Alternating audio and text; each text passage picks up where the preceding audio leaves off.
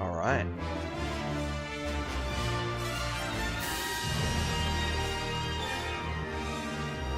There's nothing better on a cold morning than a cup of hot coffee. Oh, I should do the cup of hot coffee over here too, because I forgot I have 2 cameras going this morning. I actually saw my breath this morning for the first time, and I cannot tell you how long. It's 50 degrees this morning where I live, 50 Fahrenheit, 10 degrees Celsius, which is probably the coldest weather I've felt since I was in Ireland. 2018 maybe? It's been a while since I have been chilly.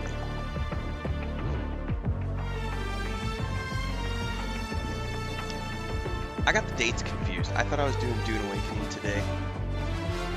We're doing Dune Awakening tomorrow. I thought the patch was live this morning for some odd reason. It is live tomorrow.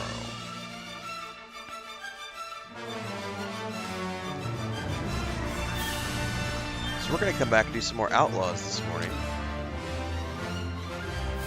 because I need to get a little bit more footage for the rerun series. For those of you who weren't aware, I've been starting to run a rerun series at nights on YouTube. Okay, now who's this?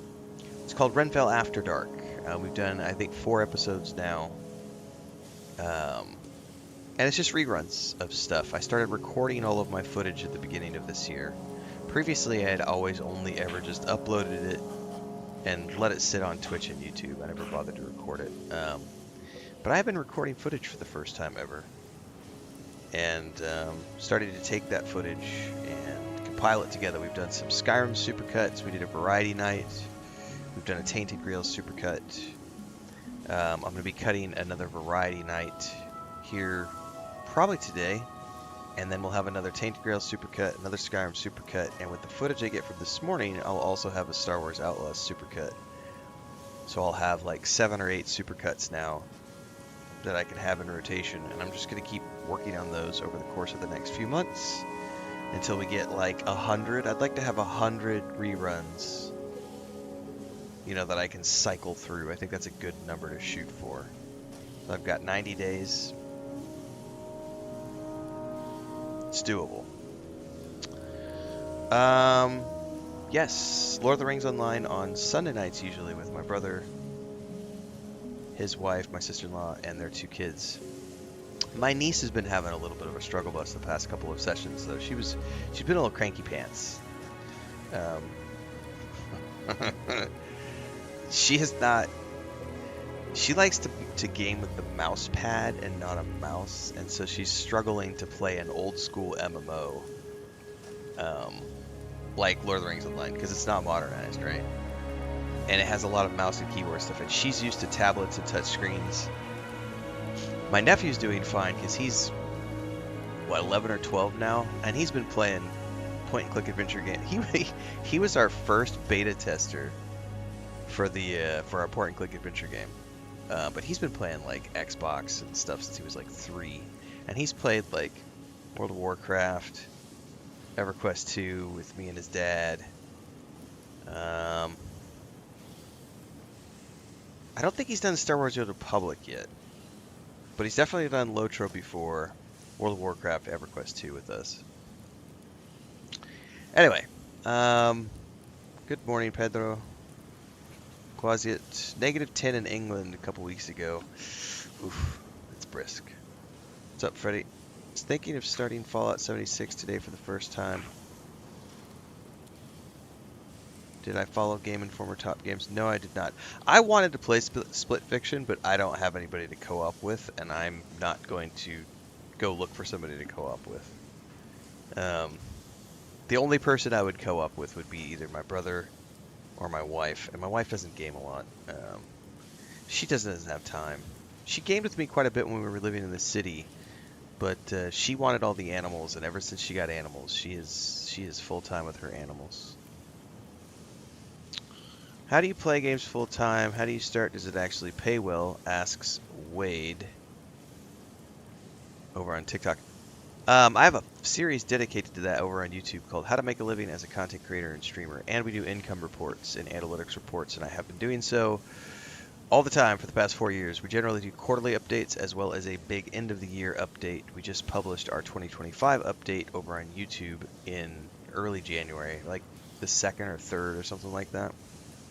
So yeah, all that stuff, I've been tracking this whole thing since I started this channel. So we're going to be celebrating our 5th year anniversary on February 17th of doing this full time. So more information over on YouTube. Friends in Ireland? No, my wife and I used to work in the travel industry.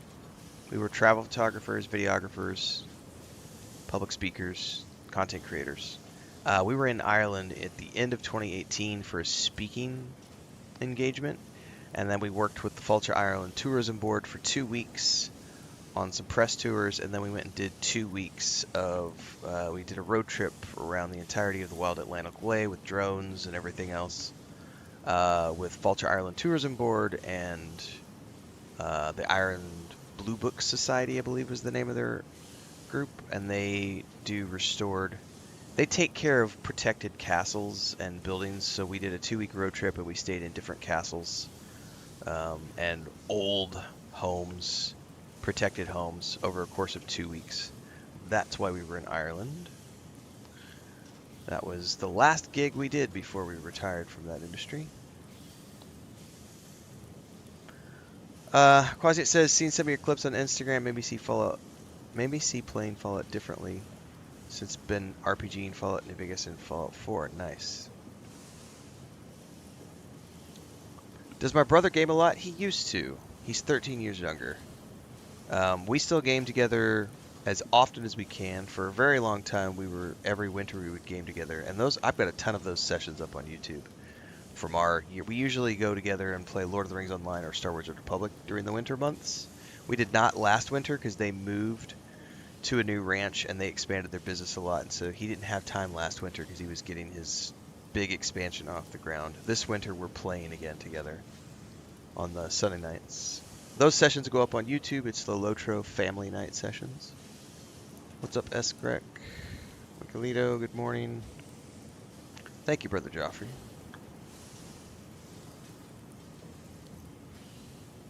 You went to Ireland for the Oasis concert? Nice.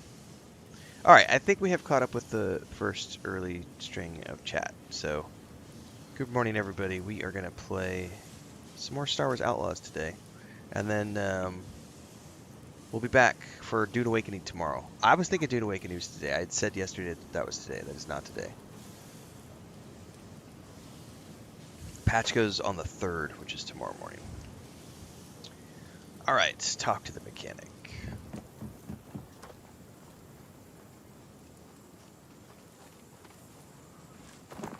Maybe. There we go. Good work handling those bandits. Who are you, and what do you want? Okay, you're mad about the pipe. I didn't think anyone survived the crash, but you did. So now, I'll help you. I don't need help. I'm getting out of here. How?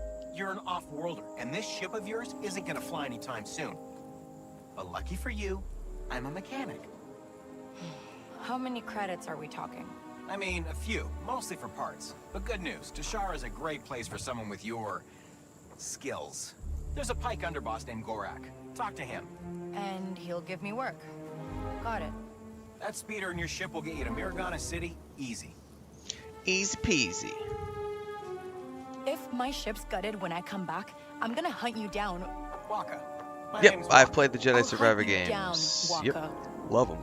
Phenomenal games. First game, Fallen Order, I've done 3 times because I had lots of time, and that was before I was doing content creation. Although I did once, the 3rd time I did on stream. That was at the very beginning of my streaming career. I did a replay of Fallen Order. It's buried somewhere in YouTube amongst the 11,000 videos. You'd have to go back towards the beginning of that journey. Survivor I've only done once when it came out. I haven't had a chance to go back and replay that one. I would love to replay Survivor. Those games are phenomenal.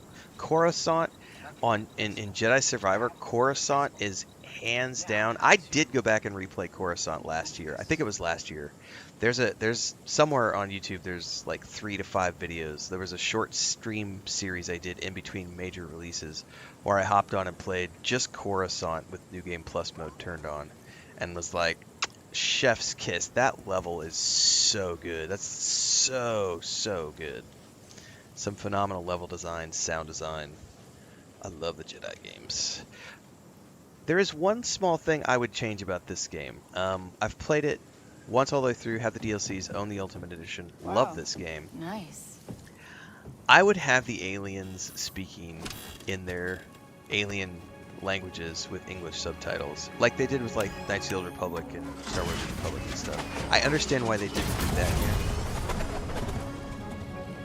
which is totally fine. It's a creative decision. I totally respect it. All right, we have a destination to travel to. Whoa! This thing has some kick. Yes, it does, and I suck at driving Okay, this thing. we're alive. We fix the ship, get to the core worlds, and land a big score.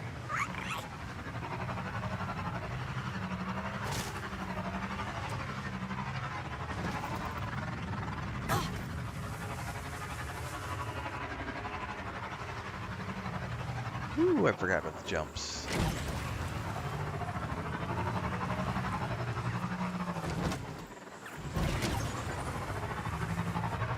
I don't think I have any boosts. Whee! Oh, we got incoming.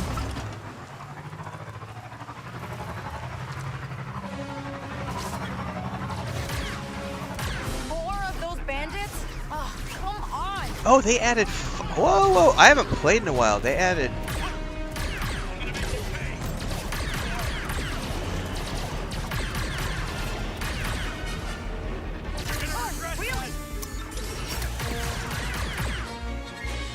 Really?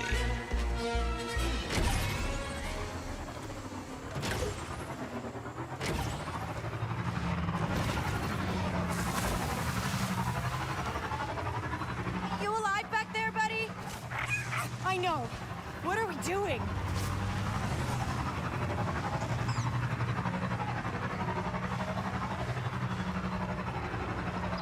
You there? The comms are working? Yeah, hey, these bandits are still after me. Persistent. Get to Mirogana. That's Pyke turf. You'll lose them there. And, what do I call you? It's Kay. All right, Kay. You'll find Gorak upstairs at McCall's. It's the most popular cantina in the city, so you can't miss it. Oh, look at this view. Wow, look at this place. Must be Mirogana. We're gonna stop for a second because I want you guys to appreciate when we get up here and we start questing in this location. This is a great starting town, man. There's a ton of quests up here. There's one of my favorite moments in the game, in the early game, is gonna happen here in a minute. I'll show you guys here in a second when we get to it. I just want to soak this in for a minute.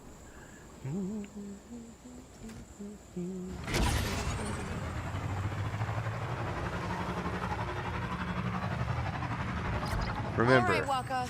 What do you get out of this? I have friends I don't everywhere. trust charity. Charity. Do you know what this baby is? It's an EML 850. A custom job. Checked the logs and even found a name. The Trailblazer. The Trailblazer? So? So this ship is special. You don't get it.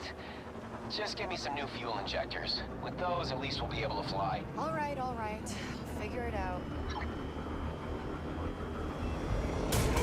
I got hit.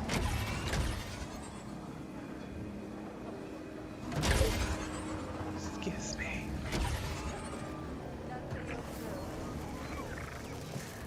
Welcome here. Now this will be an important landing pad here in a bit. But first, one of my favorite moments in this game. Just wait. Remember, I have friends everywhere. You come around the corner. This Imperial checkpoint is so awesome. The Imperial Navy was eager to announce that they have decimated the And I love how she like sticks her hands in her pocket, right? Or not in her pocket, but she grabs her jacket, she tucks her head down, and she's like, this goes back to the scene we saw with her mom. Let me see some identification. Oh, yeah, sure. You're Torrin Valerio Nupp? That's me. All right, move along. They don't even see us. Also, some great stuff in Andor related to Glad I got that fake they don't identity ever card. see us in season 1. With the dirt beneath their heel. It's awesome.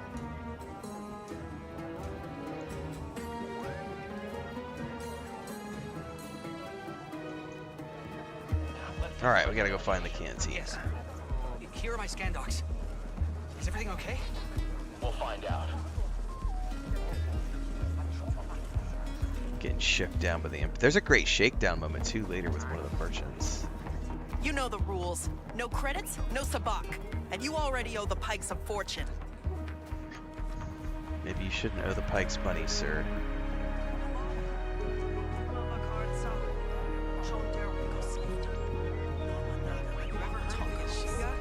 I had it. Thought there wouldn't be any good at Sabak. We're not gonna play any Sabak right now. Not yet, anyway.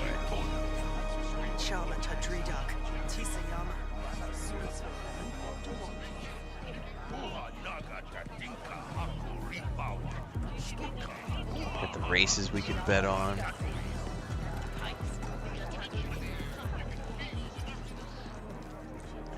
God, you know what I would love is a modern day Blade Runner game. Like this right here. Is this game open world? Yep, it is. You've got multiple planets to explore. It's a big old game.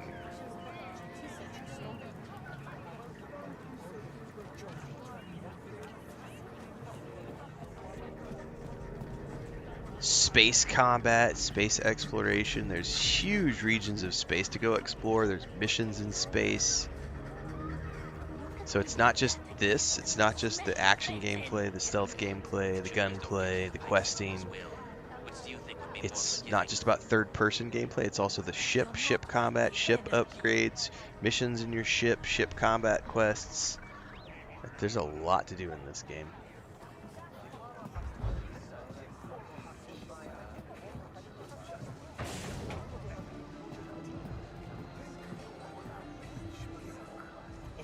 Hey, you looking for a way in with the Pikes? Hey, you want to meet Gorak, the Pike underboss? I got a VIP invite to his private suite. Only way to get up there. You interested? Give you a deal.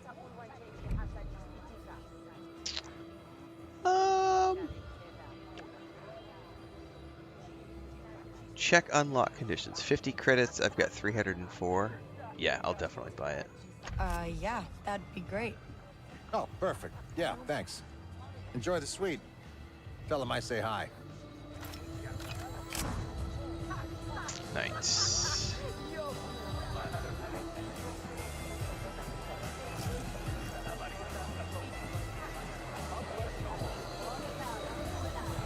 Talk to the bartender.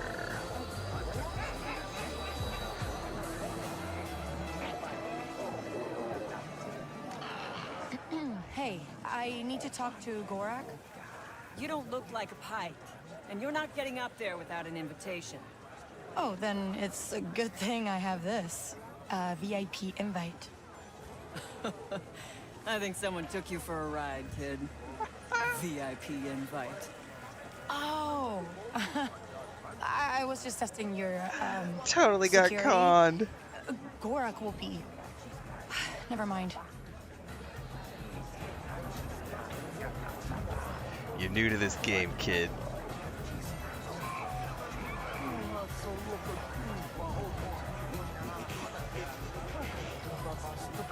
You'll learn.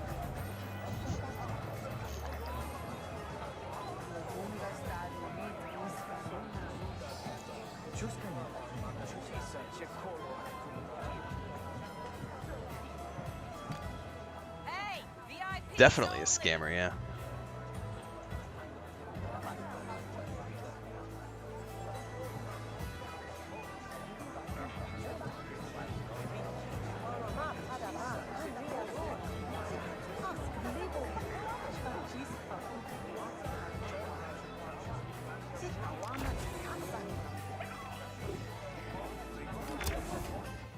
Sorry, Nix.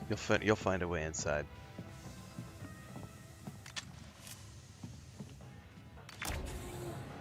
Oh, hello. Balcony. This is what we're looking for.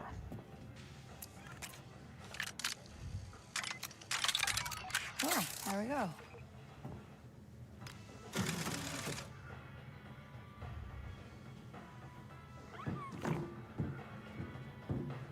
I'm playing on the PS5 Pro. Did I just start Outlaws? No, it's my second time. I mean, technically this is like... I've started like 4 different games to just try different things out, but I've only done one full clear of the game and all of its content, including the DLCs. Ryder says, great game, playing it now, awesome.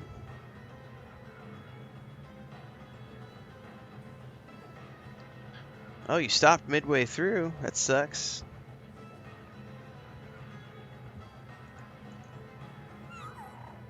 You're supposed to finish games when you start them.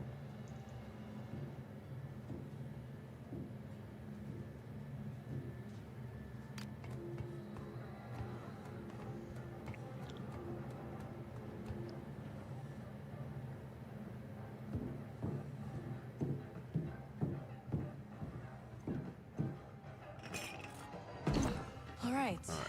Let's go see Gorak.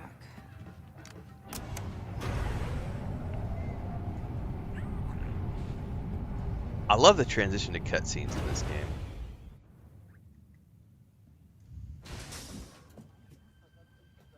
game. That looks like an underboss.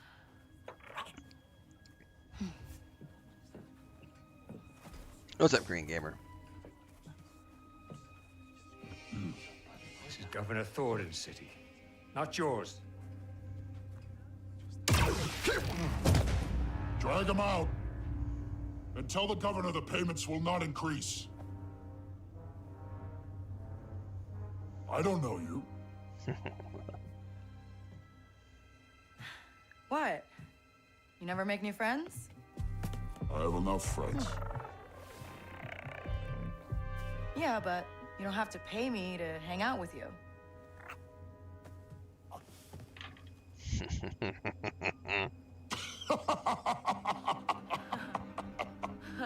She's funny. Waka sent me. He said, you might have some work? What a disappointment. Hey, wait! What's your problem? Smart enough to get into my suite? Careless enough to use Walker's name. You're new to this world. Come back when you're not. Love it. Waste Toss of you out of time. your ass. Ooh, good job, Nix. Good boy. Nix kicks ass, man. Such a cool companion. I love the dinner, the lunch and dinner parties that you can do with him. Stealing from a Pyke underboss. First day? Easy. Name's Donka. I'm a broker for every job on this moon. Not many syndicates where I'm from. Hey, this is legitimate business. Mirogana is special, kid. Empire keeps this cantina neutral. But beyond these walls, it's war. You want to survive? Know the players. Look there. The Pykes have the most say, thanks to Gorak. Cutthroat, political. They pay up to play favorites with the Empire. Then, Crimson Dawn. Hungry for Gorak's kingdom. Crafty, sneaky. Unlike the Hutts. With them, what you see is what you get. Out here, you live and die by your reputation. That said, a friend needs a little something stolen from Gorak's private base. Some information he'd hate to get out. Oh, I bet he would. And who's hiring me to steal from the top syndicate in town? Sorry, kid. In or out. That's all you get. Tell your client K-Vess is in. Cute. Desperate, but cute.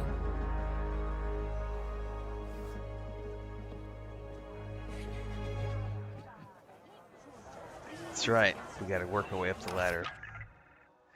Welcome to the underworld and the reputation system.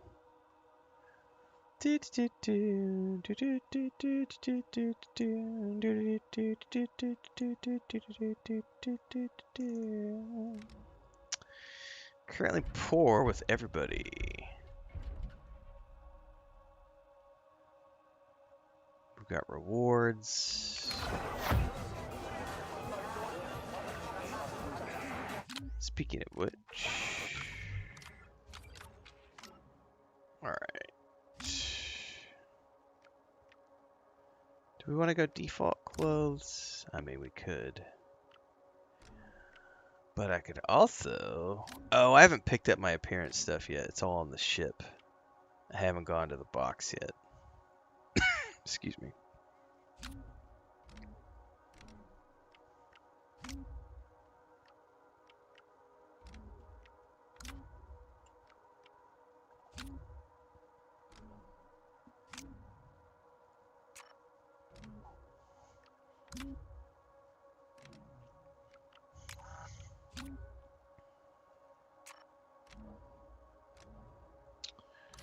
Okay, we've got his ability unlocked. Stun shot on enemies distracted by fast talk. Allows fast talk to affect every nearby enemy. I've never tried leveling that up.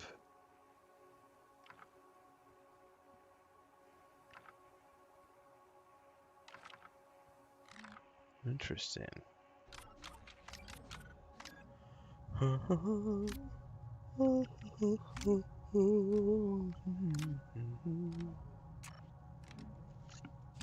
right.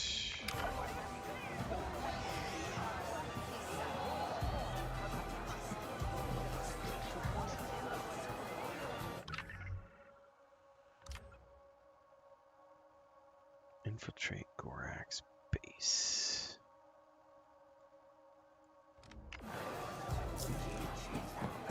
And Aves, Gorak's base is in the Pyke district.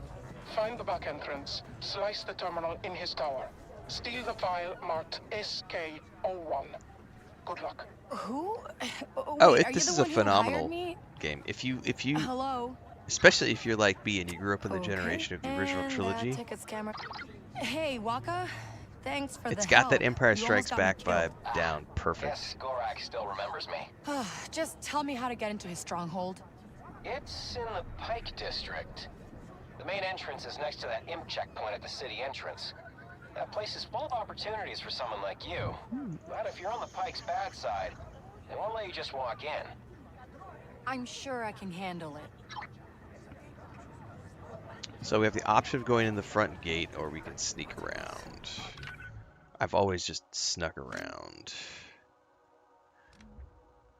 which we will probably do again here. I don't know that we can get past there though at the moment, because that's blockaded off. Yeah, I think we have to do it the other way first.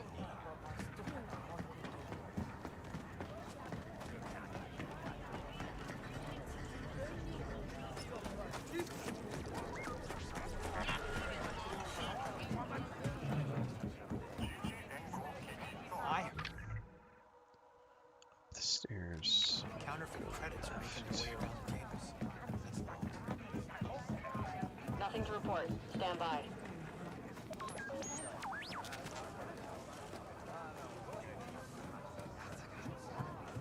And the cool thing about this game, there's multiple planets you go to.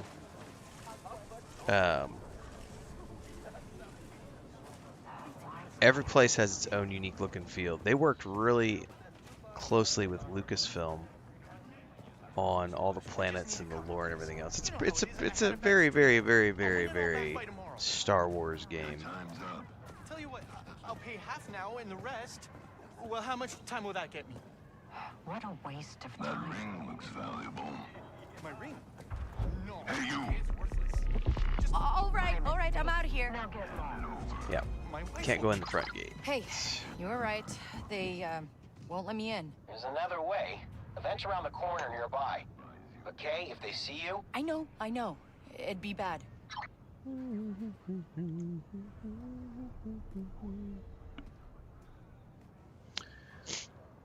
hate guard duty. Yeah, it's a phenomenal game, Ghost. Go Crimson, have faith. I've gone Crimson. I think I went Crimson the first time, just because the cosmetic armor that you get from the Crimson Dawn is really, really, really good. No one is getting by.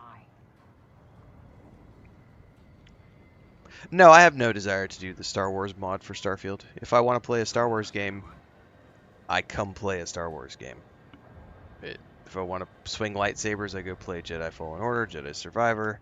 If I want to play blasters, I have Star Wars Outlaws. If I want to do something fun, storyline, I go play Star Wars: Old Republic. Like I don't need to use a mod to get a Star Wars experience. And I like Starfield just the way it is, so I have no desire to mod it. At least not in that way. I don't have a problem with adding like little elements, but like a conversion mod for me just doesn't do me any. It doesn't do anything for me. Same reason I'll never do a conversion mod for like Skyrim or Oblivion or anything. Like I don't want those games to be different than what they are. It's not that I think mods are bad. I watch Babylonia play the Genesis mod and it is phenomenal. I get great entertainment out of watching him stream his Starfield experience modded, but I personally have no desire to do so. Hopefully you understand the difference. You can like something and not feel compelled to have it be a you thing.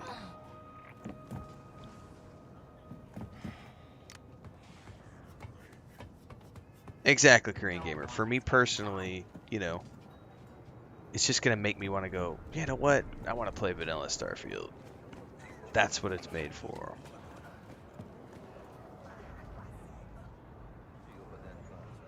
Favorite quests in Starfield?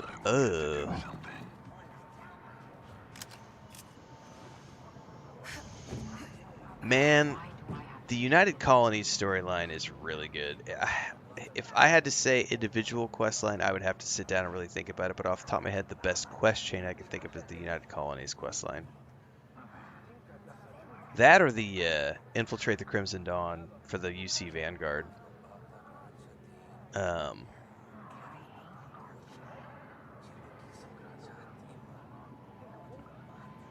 But I like the UC storyline with the Terramorphs and then finding out who that person is at the end and then choosing whether or not, like, I was a soldier in my last playthrough, and so choosing to then work with him as a Black Ops person, like going off and doing secret spy missions and shit. I like the UC Colony stuff. But there's some really good quests in that game, period.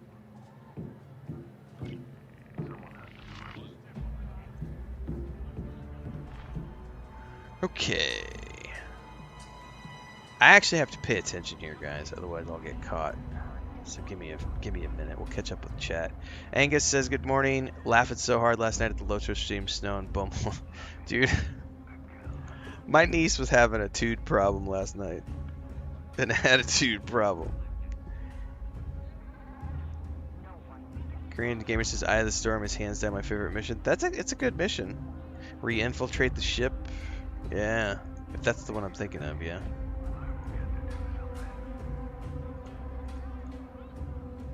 Alright. I'll catch up on chat in a bit, guys. I've been told you arrived. There's a way in on the second floor terrace. It will take you where you need to go. Okay. How long have you been watching me? Right. I hate guard duty.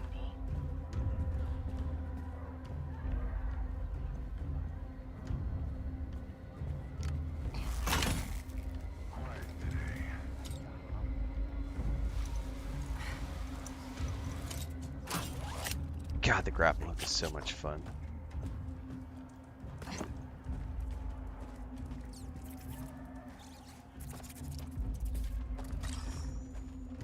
Automatic flashlight for the win.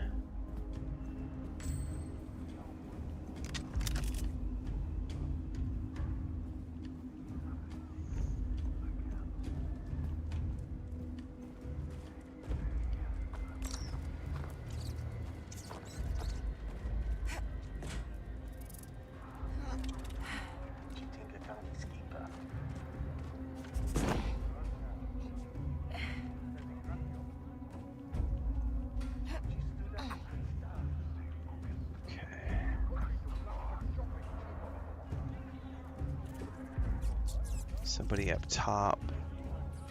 2 guards over there.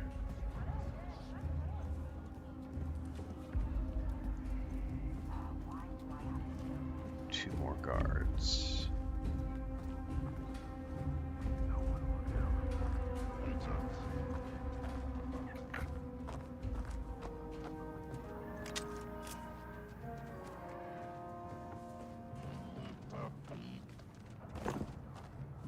One of the other things about this game that a lot of people don't realize is that when this game first launched, this was a stealth-only mission. I didn't have a problem with that. A lot of people did. And if you failed, you would have to restart from checkpoints. And over time, they increased checkpoints, and then eventually they have patched the game now where you can play however you want these days. So you can run and gun this if you want to, or if you like stealth gameplay like I do, you can come in here and stealth it. If you get caught, you fight your way out. It's great. That was a much needed change for the general public. I didn't have a problem with it. But yeah. It's definitely something they've changed since launch, and I think it's made it for the better for everybody. Because now you have the option of how you want to do it. I should be playing Norse Oath of Blood on the PC. I did the demo with the publisher, and then they reached out early January and introduced me to their new social media dude. Supposedly I'm supposed to be hearing from them in the near future, or around the launch. I don't know what sort of campaigns they've got going on, or if it's just going to be a free key or what's going on, but I do have that game on the schedule. Had a lot of fun with the demo when they shot that over. They put me up on the Steam page even, which I thought was interesting. But we had fun with that demo, so I am looking forward to checking that out.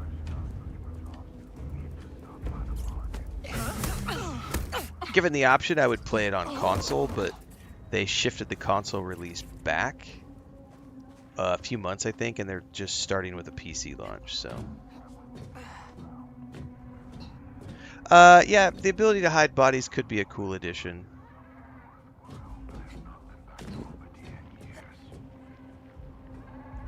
But that adds a fundamental need to then create a whole other level of mechanics and programming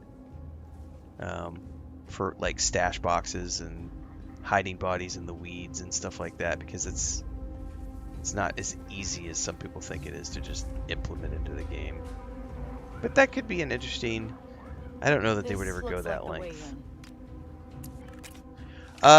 They put a press release out on their Twitter, social media stuff, Hexcellence, like maybe a month ago, because I think the game was originally supposed to come out on the 7th, and then they pushed it back to the 13th, I think.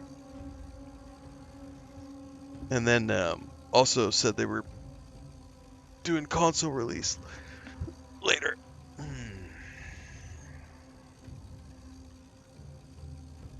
Yeah, see, they've changed that entirely, so you don't have to stealth anymore. Alright. You can, which is what I choose to do. I always stealth until I get caught. We'll be okay, Nix. Yeah.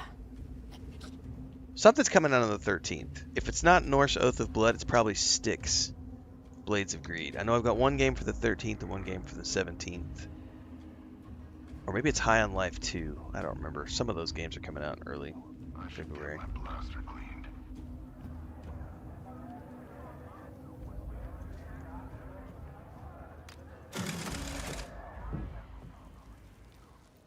Now, how do we get up there? Good question.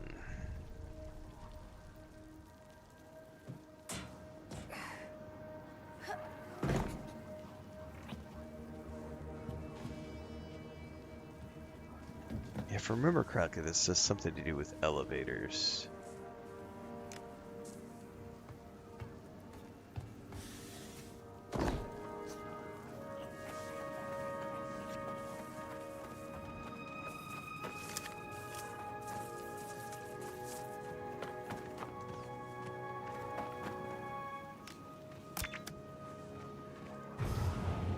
that drops it, and then I Okay, can run up and that jump on lowered top. a turbo lift. Yep.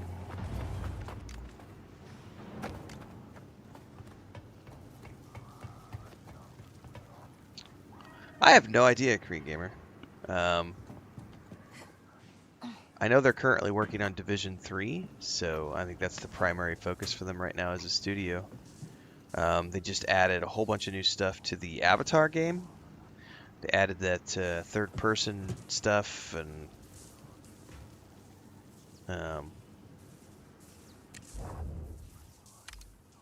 yep. Nix, get that button over there. They are the business studio.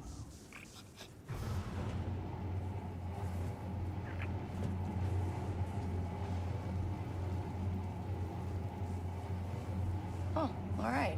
This'll work.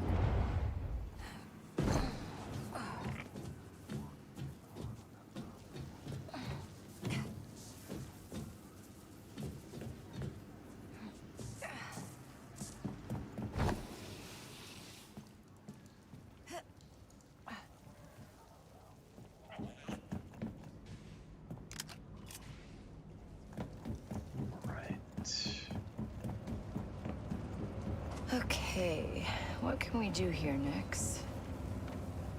Oh, if I remember correctly. Hey, hold this open. Good boy, Nix. Let's go. Yep, that killed the power.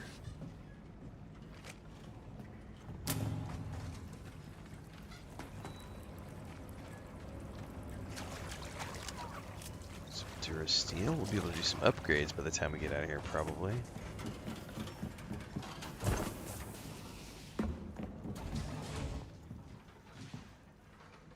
You doing okay, buddy?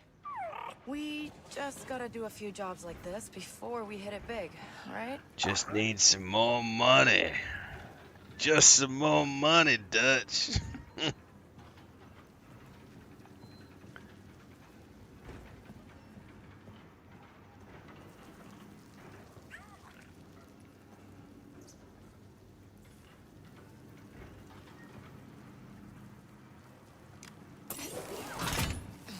Is there anything down there that I need?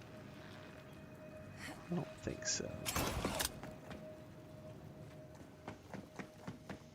About ready for some more coffee.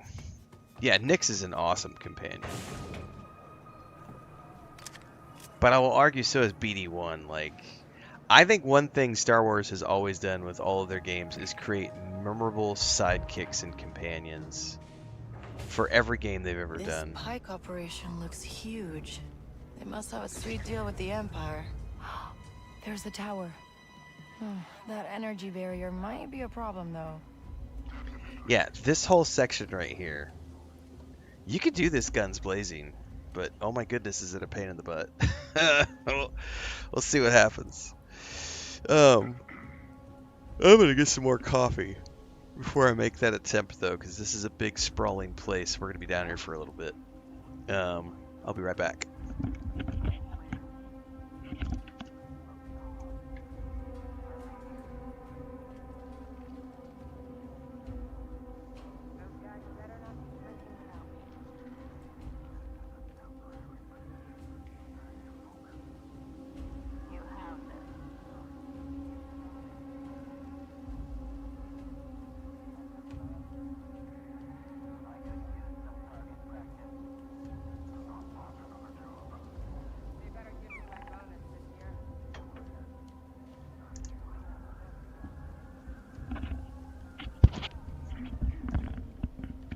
Cats outside are howling, wanting to come in.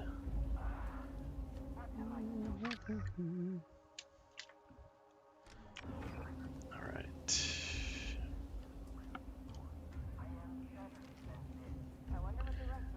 Let me check a couple things here before we get going.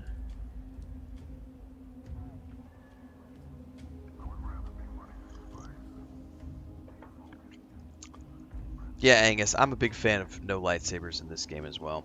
That's one of the reasons I loved Andor so much, was just it's nice to get something that's not always... Like, I love all of Star Wars, But it is really nice to not have everything be about Jedi.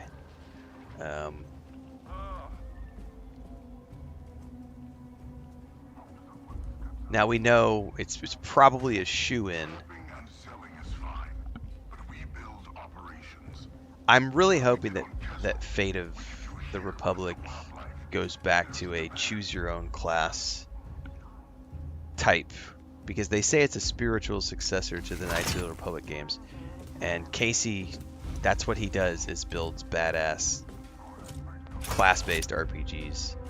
I'm really hopeful. It's a long way away, though. We got a few years.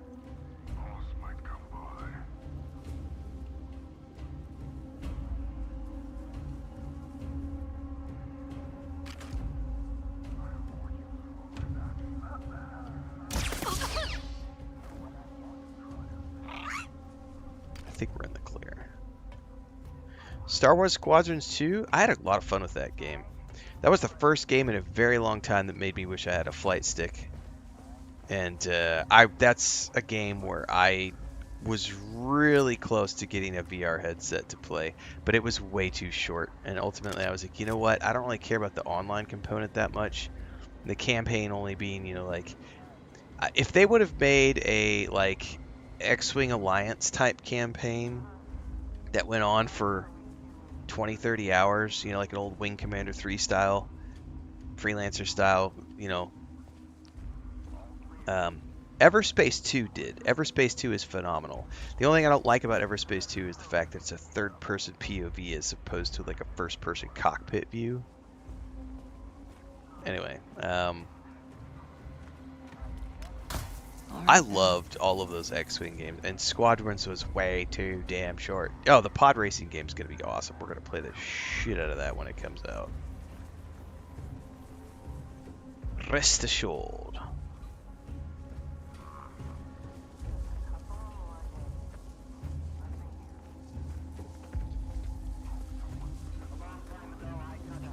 Oh, I could spark a detonation. Do I want to? I don't want to spark a detonation. That'll be too much noise. It's a problem if I remember correctly. Yeah, see, there's wanderers up top I gotta worry about as well. For now, the moment they gain a foothold, there will be bigger problems than missing opportunities. No one would even dare. Shit. Got a detonator. I don't remember if the guys up top see.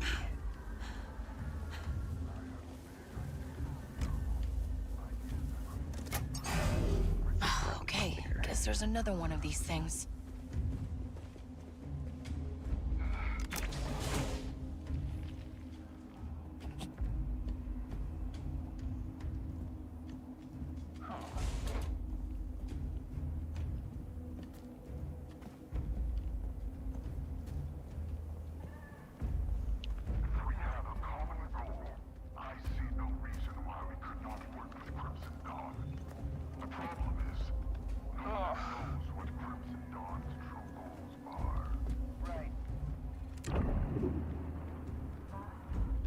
Out to the right. Yeah. Wasn't there a pather up here too? What do you see?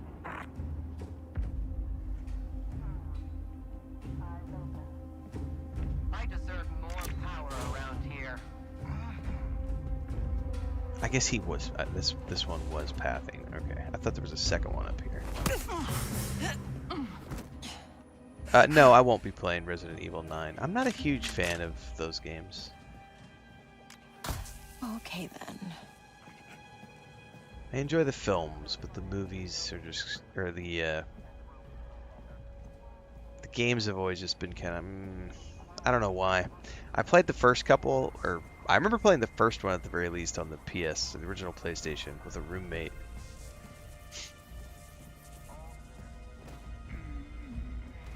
And I think I probably played 3, but it's just been so long ago.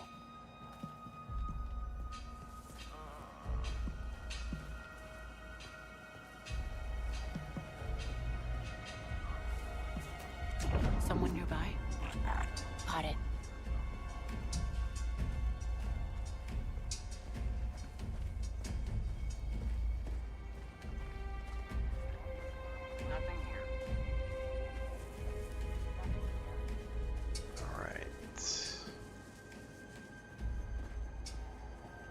That one's facing.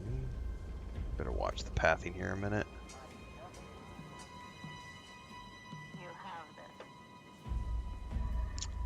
You're gonna come back around.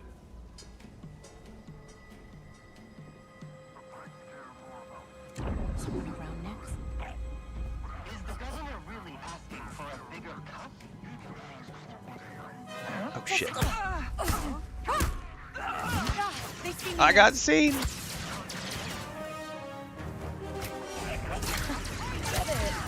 Repairs of his arms. Run.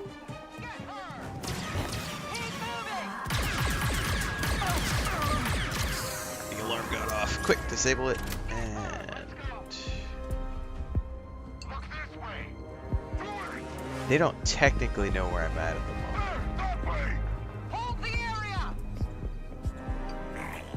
There's somebody sneaking up behind, I think. Or below us. Everything clear?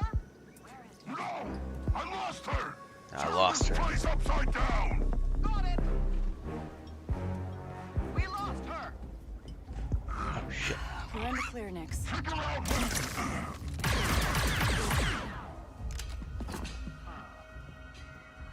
We're good. See? Piece of cake. Okay.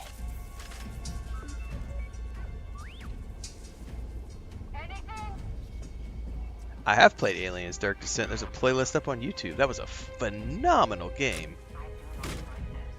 I do not see her.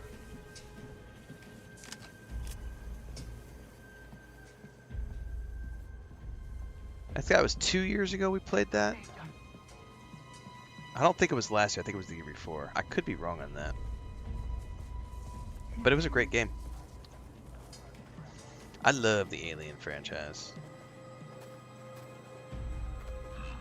Also reviewed Alien Earth.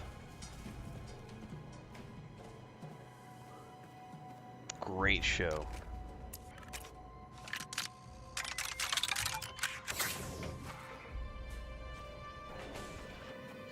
Alright, let's take a breath here. Take a beat.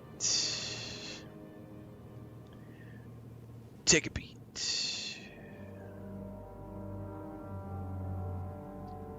What game is this? I really don't know, to be honest with you.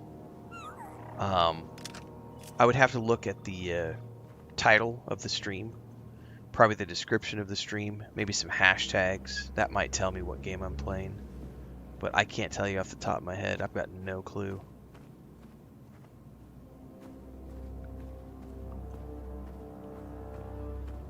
Nice, Green Gamer.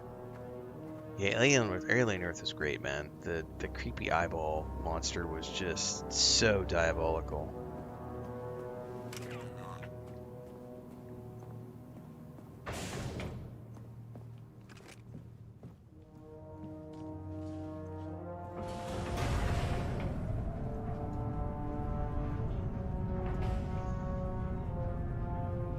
Totally new playthrough? It's not going to be a playthrough, Okay. no. Files. Gotta find a terminal. No. I did this for funsies the other day, and I'm just doing another session this morning so that I can get enough footage together for a rerun series that I've started airing on YouTube. Tomorrow we'll be playing Dune Awakening, and we're into the new release cycle as of tomorrow. And if you haven't already checked out the video over on YouTube this morning, we published the schedule for the month of February. What games I'm playing, what days I'm playing, what start times, all that good stuff. It is the pinned video, the sticky video at the top of the YouTube channel that got published this morning. Stay tuned for that. If you haven't watched it, go watch it at your leisure. As always, we play at 5 a.m. every single morning. Central Time, YouTube, Twitch, Kick, and TikTok. I did go live early this morning because I woke up early. We do one morning session and an afternoon session around 3 p.m. There will not be an afternoon session today, though. Chris and I have a doctor's appointment. The file's just a spotchka recipe. Did I get played? Fine. I'll make this worth my while. So today there is no afternoon stream. Encrypted file. Gotta be out the door at 3 o'clock, which is my normal start time. And you're sure this channel is secure, Mr. Sharp? Please. Overthrowing someone like Gorak takes time. If I couldn't secure a channel, I'd be long dead. Don't call me Tislak. Well, Tislak, I'm old-fashioned. If I'm going to stab a friend in the back, I'd like to meet the person. You should think for yourself, Tyler Romans. Of course, Governor. Oh, and there's the alarm. Well, at least we got something. Do you like games? Does a game look fun? Do you have disposable income? Oh, what'd we get into, Go forth buddy? and try it. It's that simple. You don't need to rely on other people to tell you if something is fun or not, because their view is not going to be the same as yours. So just, if it looks like fun, go out and play it. Don't let other people dictate your life to you. Be an adult. Man up. Grow a pair. Okay, we can climb.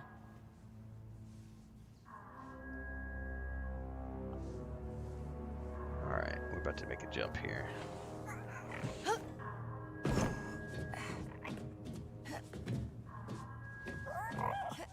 Don't worry, Nix. The next job will be better.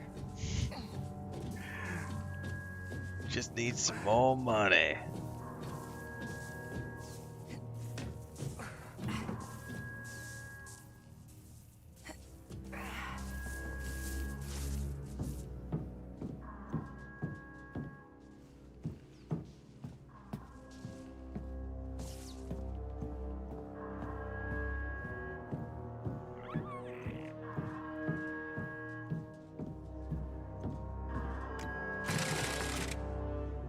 Don't know what lies ahead.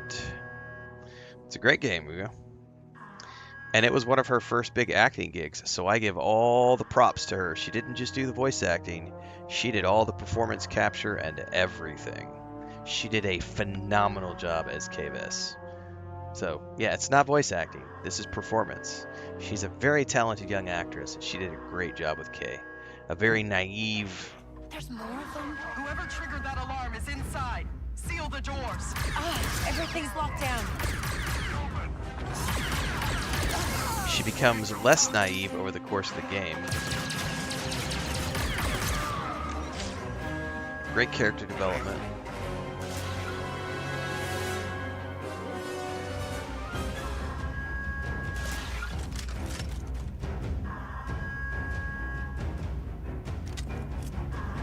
I gotta remember I've got like grenades and stuff, which I completely forget how to do. Oh, it's over here. I gotta do that and then that. Okay, yeah.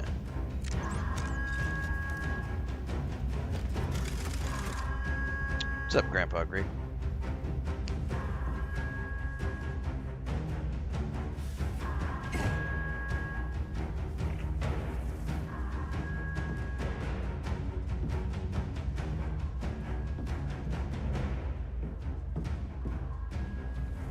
Whoa. Watch your step, Nix. I got this. I got this. Look at that transport coming in. Dropping off a bunch of troops, probably.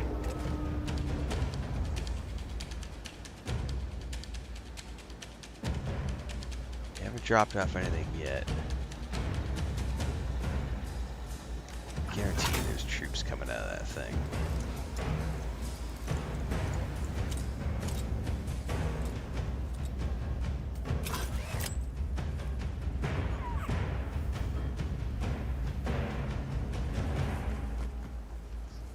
Here we go.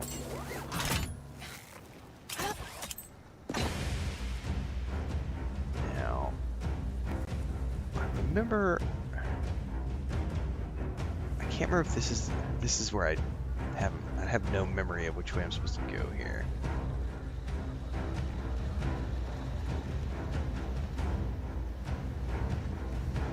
Oh, it is that way. Okay, my gut reaction was that's the way out. So, just goes to show you that just because you own physical don't mean shit, Korean gamer. I mean, it sucks, but I've been telling people that for years. Like,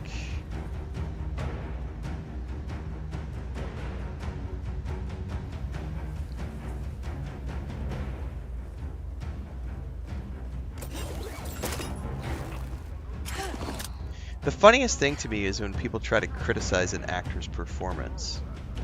Because the actor was hired to do the part because the game directors thought they were the right person. And they, ultimately, the game director, are the ones responsible for the performance. They dictate what the performance is. So it's always funny to me when people say things like, I don't like the voice actor, I don't like the actress's performance, because what you really mean to say, if you can get out of that incel mindset, it's a woman. Ooh. What you really mean to say is, I don't like the direction they gave this actor for this role. I think different direction would have benefited this character. But when you say it's about the actress, you're just a fucking incel. Like, that's all you are. You're just saying you can't handle a woman doing a job, and you can't handle a female character. And even if you're not, and you're criticizing the actor, you're putting your criticism in the wrong place, because it is never the actor's responsibility. It is the director's responsibility to give the actor direction on how they want them to portray a character. So if you don't like this actor's performance, make sure you change the verbiage on that a little bit, and you might have a different conversation. When you change that verbiage and you say, I don't really care for the actor's performance, it changes that whole thing. Well, what you're really saying is, you would have directed this actor differently. Education is good, kids. It'll help you in life.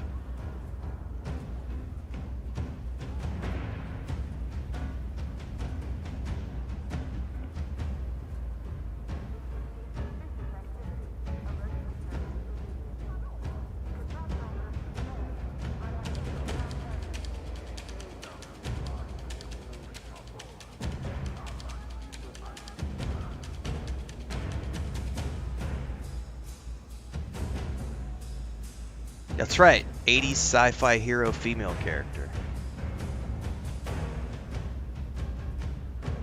I agree. It's got that Empire Strikes Back vibe, for sure. I think we're good, Nix. Can't believe we pulled that off. Waka, how fast can you fix that ship? I know.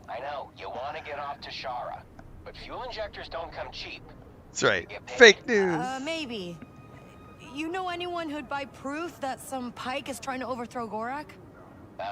Gorak would. Just leave my name out of it this time.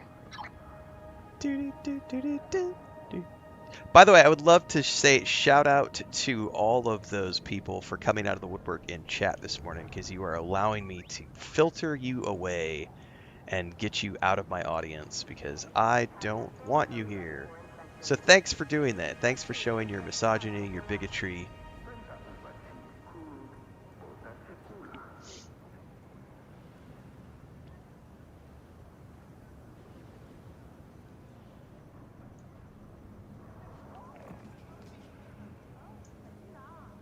Oh god, yeah, the Ashes of Creation debacle is something else, man. It just goes to show that the Smoothbane Syndicate is so strong with some people, they can't do any investigative journalism for themselves, and they just believe everything they hear. Every headline is true because it must be, because a YouTuber said it. I don't need the news to tell me the facts. I'll believe my favorite content creator who has filtered everything through the lens of, I want to get paid on the internet, so I'm going to make things that are the most controversial, clickbait worthy.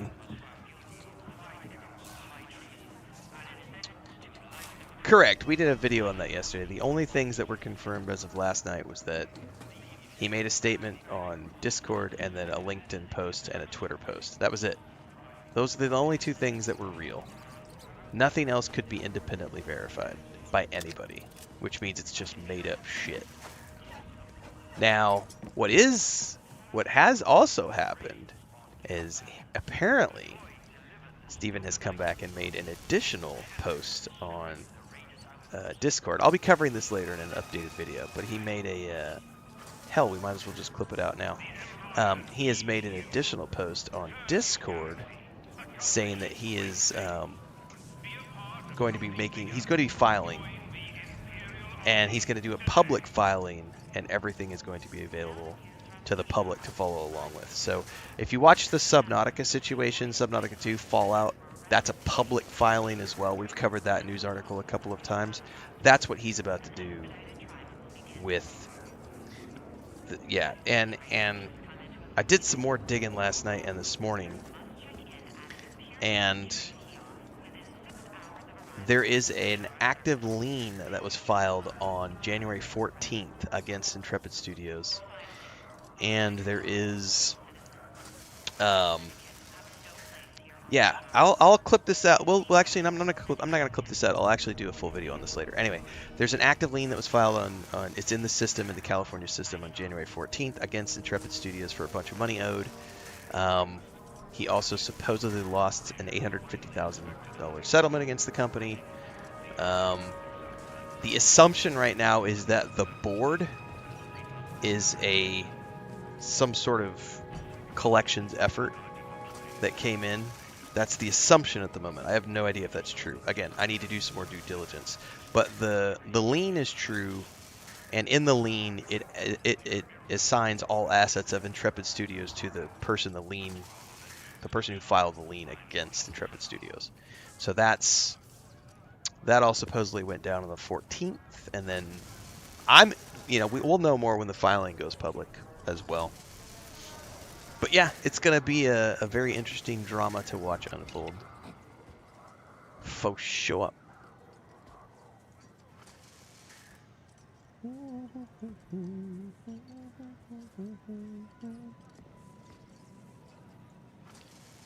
Just gonna premium plan.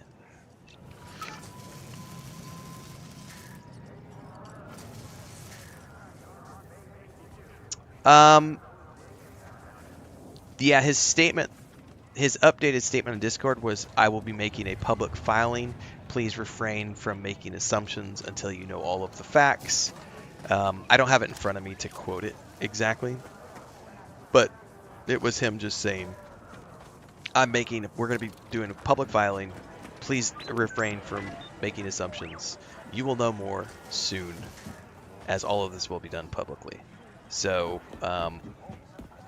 what he means by publicly is that the lawsuit is going to be public, and what the public will know is whatever is revealed during that lawsuit. So, from the outside looking in, I would say there was a lot of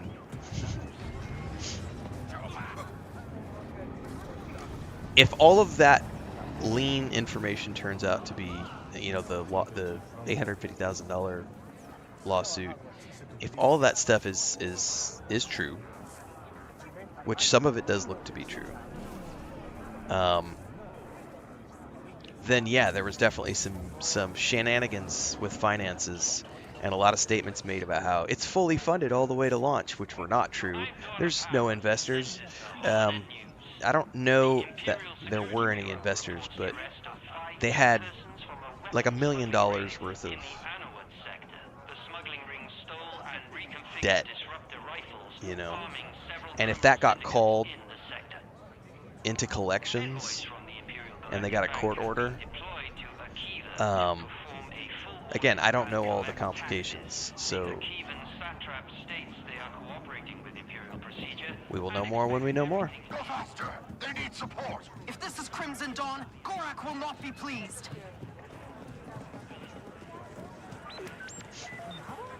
But I would assume from here on out he won't make any statements other than through his lawyer, or he will refer back to the lawsuit.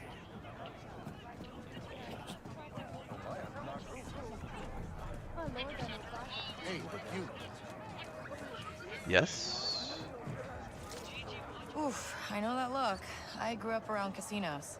It's okay to call it quits, you know. I'm gonna turn my luck around. I just need some credits. We'll split the winnings. Honest. I do not remember what this leads to.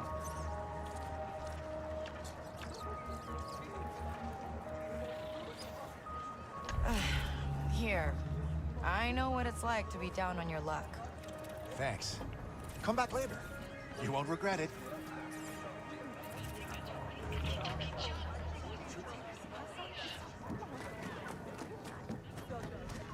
I don't remember if we actually win anything or not. Did you hear? Someone broke into the Pyke stronghold.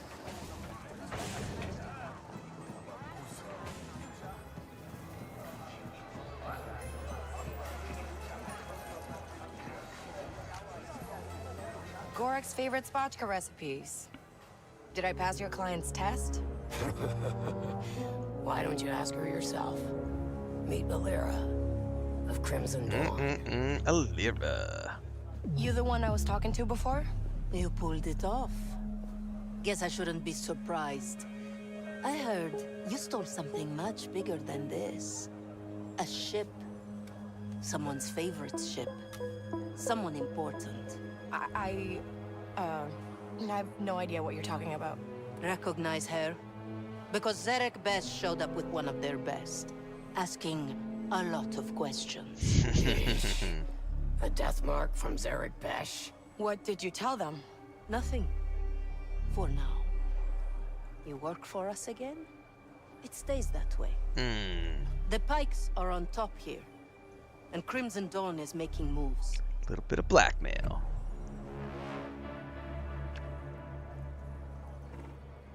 Definitely gonna tell her about the Pyke trader. Screw Gorak. You want to, make a move? One of Gorak's men is planning to betray him. Pyke higher up, named Tislek Shar. Really? Hey, look at you. Playing the game. You're learning. Here. Some fuel injectors for that ship you don't have. These should help you get off Toshara. So you know everything, huh? Just the things that are important to us. You'll be hearing from me soon, so try to stay alive. Oh, and one last thing. Yeah? Bram's leg is healing nicely. Thanks. You're in our world now, Kay. Keep sharp. Baka, I got those fuel injectors. Time to go. That was fast. What's the rush? The Trailblazer needs time. Attention. No rush. I just, want to keep moving. Fine. Go see if you can find more work. Parts that she needs ain't cheap. I'll talk to Danka. But it doesn't have to be perfect. Just make it work.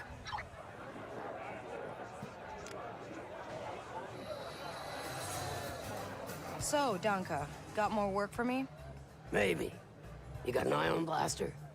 I need someone to hit a stash for me, but you'll need one to get inside. I can mod my blaster. Been doing it for years. Just need the parts. Yeah, this teaches us the You know weapon what? mod I system. got a contact, a Pantoran named Bilo.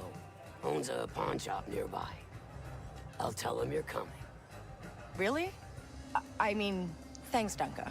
Yeah. You get that blaster working, call me. And Kay, I'm not the only one who'll give you work. Take a breath, ask around. There's always some action to find out here. Lots of side quests. Oh, they've changed that quite a bit because I'm still carrying that weapon I picked up. See, I haven't played since they did a lot of the patches, so that's cool. Alright, this should be open now for me to explore.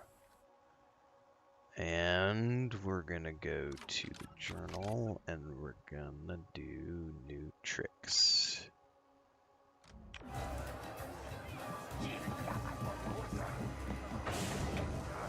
Actually, before we do that, yeah, they've done a ton of changes to the game since it launched. I'll be right back.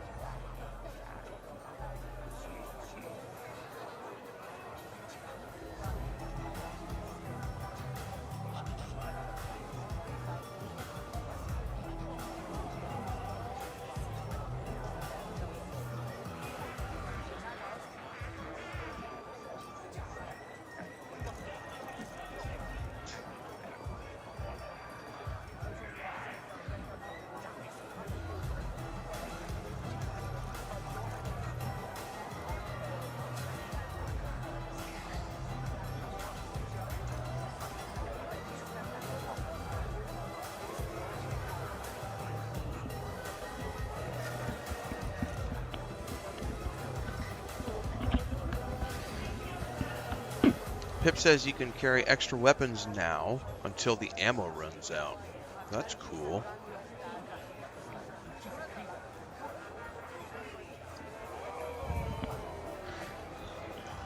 What's my graphics card?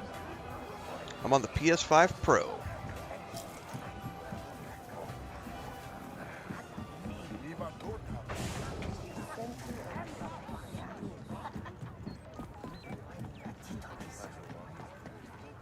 Oh man, I had to go get a bite of a crisp-made chicken fried steak yesterday. I'm hungry. KVS, the huts need a job done, and you seem like a good fit. Who is this? Come to McCall's and find out. Side questing.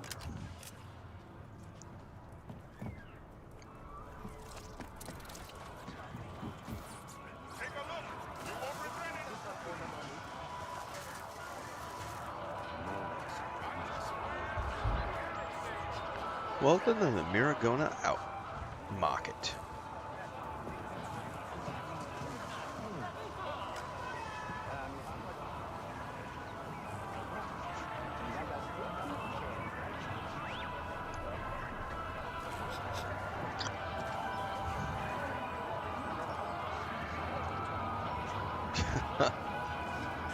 Mamá está consintiéndote.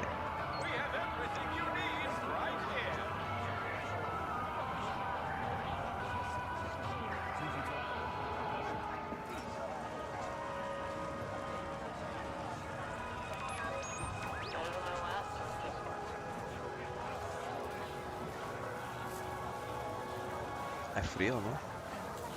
Esta mañana yo vi el vapor de mi respiración. Yo vi afuera.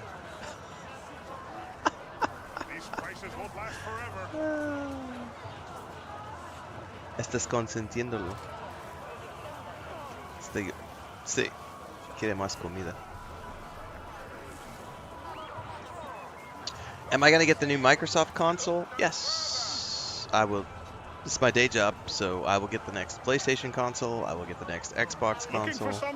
Absolutely. With the cute little Merca? How's it going?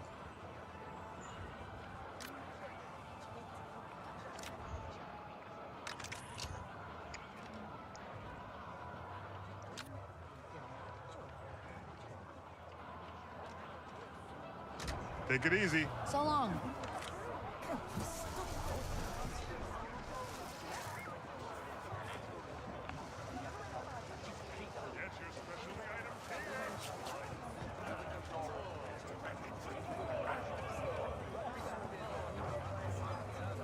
Oh, can we not do the cooking thing yet? I think we have to wait. I don't know where that restaurant is.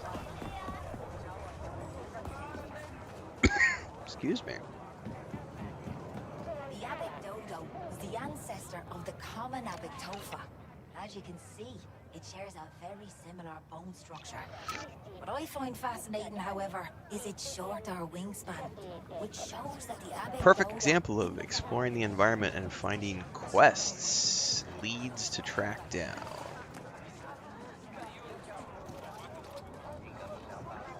This is what we're looking for, right?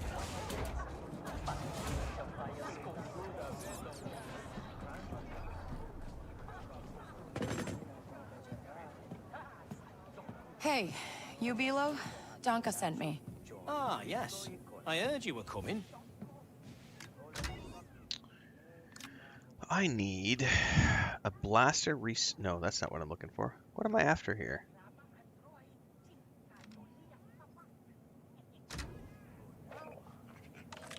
Buy an ion casing.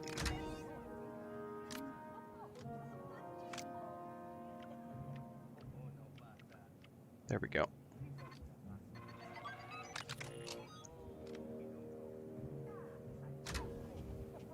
Great. And, got any ion energy converters for blasters? You're new around here. Those aren't legal. Legal? Only syndicates have hardware like that. Oh! Okay, right. Waka, I need a black market part for my blaster. You're gonna have to steal that. Either from the Pikes or Crimson Dawn. If they trust you, they'll let you walk right into their turf. But if they don't... I gotta keep it quiet. I get it. Now, if I remember correctly, it's easier to do this by just going into the Crimson Dawn territory because I can like get past half the guards.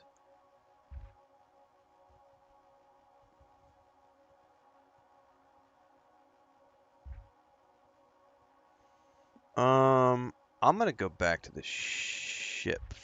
Is the ship here yet? Actually, I can't remember if the ship is here yet. I don't think it is. I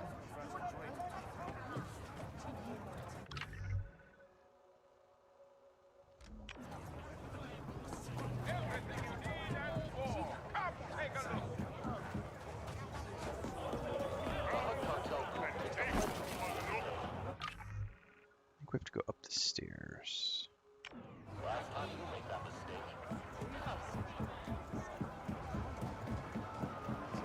if I remember correctly, there's another cantina back here.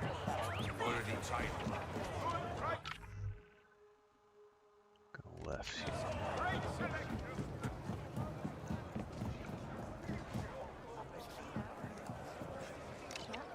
Another lead. If you're gonna make it as a scavenger here, you need another plate. Blast parts, speeder parts, ship parts.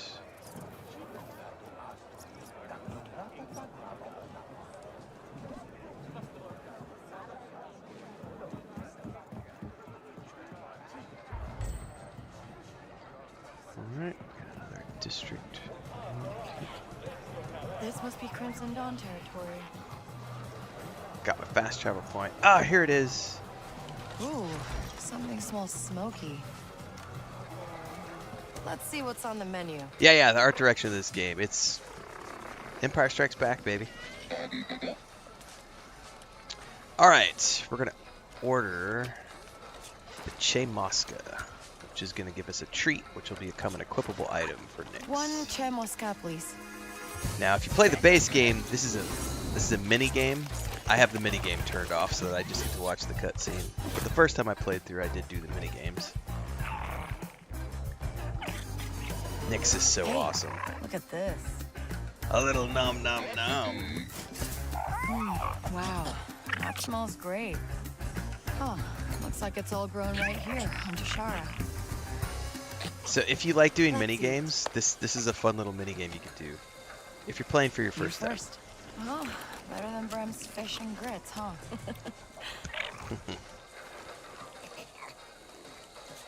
Nom nom nom nom nom.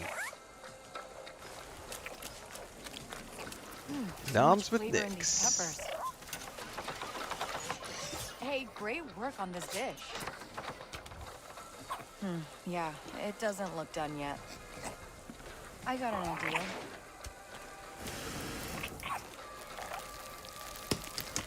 Crack, popple, snap, crack, popple. How does that go? Pop, crackle, snap? I don't remember how that goes. The Rice Krispies thing. Crack. I really can't remember. My brain's going. Snap, crackle, pop. That's what it is. It's snap, crackle, pop. Nice one.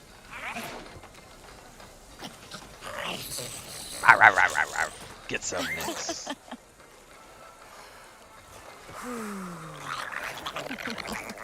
So he's trying to blow on it too. That's hilarious.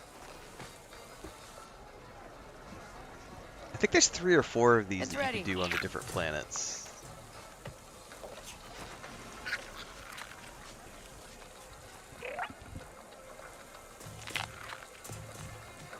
This is so good. It's sweet and smoky at the same time.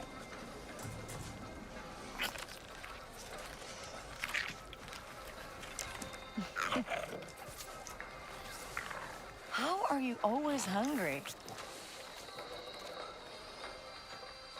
Bye now. Me too, buddy. Me too. Nothing like getting your tummy full. Okay, that's a treasure. I don't remember if it automatically equips if we have to equip it. I think we have to manually equip it. But he got a treasure now, so he will automatically kick grenades away from K. Which is cool. You have unlocked bonus content, which will be available once you've progressed the story further. That's right. Do. All right, we can now make our way to.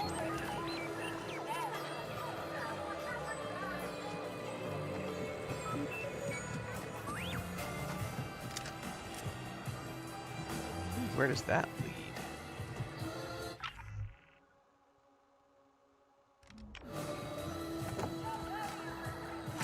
Oh, that might be straight into the Crimson. We'll hold on to that.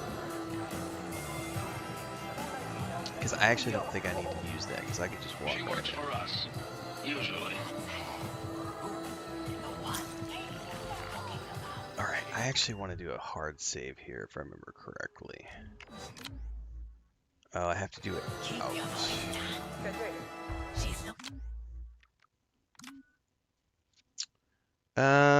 Let's see. That's my original save game. And that's the second save file. That was the second game where I did a few hours just dinking around. So I don't want to save over either one of those.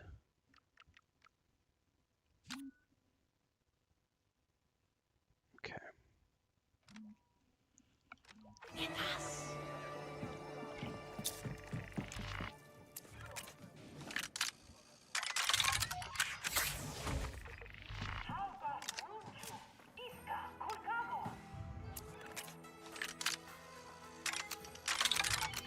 I also disabled the hacking and the lockpick or the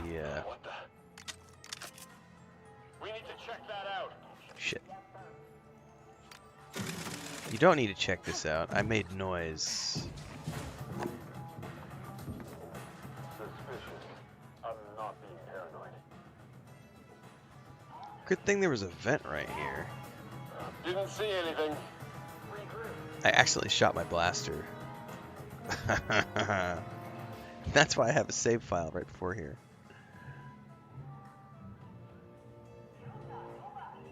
Alright, we should be in the clear.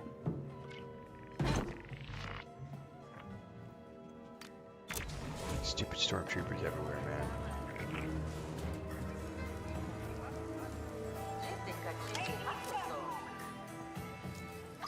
Hey, Waka. Where would Crimson Dawn stash their blaster parts? I heard they got a big safe house full of stolen gear. If they got it, that's where it'll be. Well, we're about to find out if this is where they got it.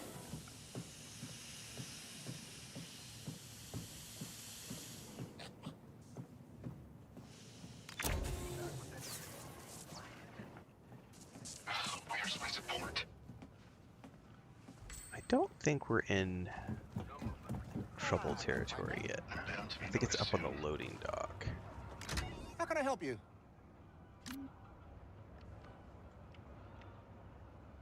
The gunslinger shirt, the gunslinger belt, the gunslinger vest. Oh, there's the thief set. Oh yeah. We're gonna pass because once I get to the ship, I have all of the different cosmetics already available on the ship. So I will just wait for that.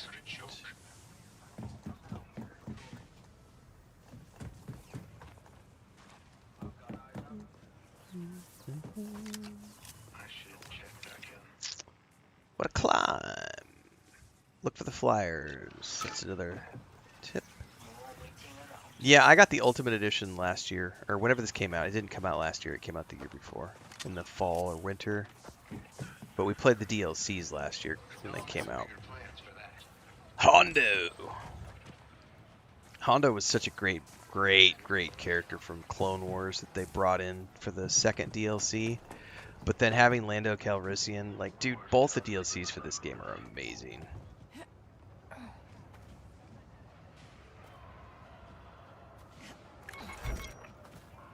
Where's my support? At least I'm almost done here.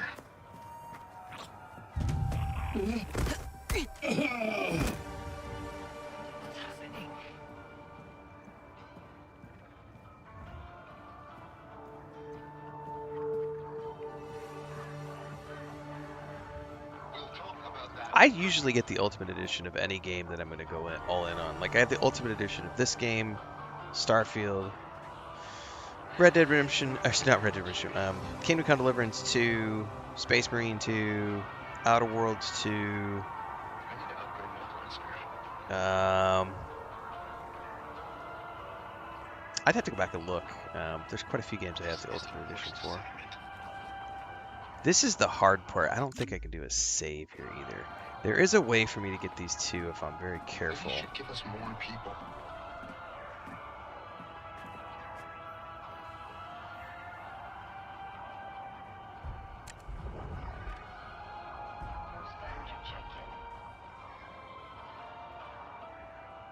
Nix, need a distraction. What's it doing?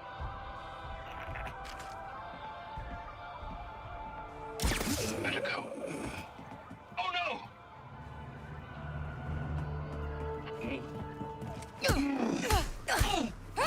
Okay, we're good.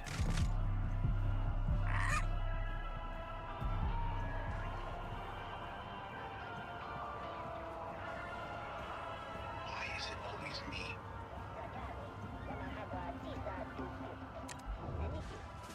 You want that, Nix? Things seem quiet. I should be okay to get over here now. I should put that in my report.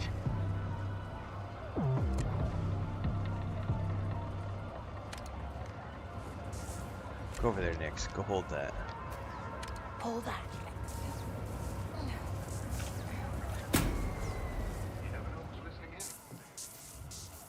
Alright, we're good.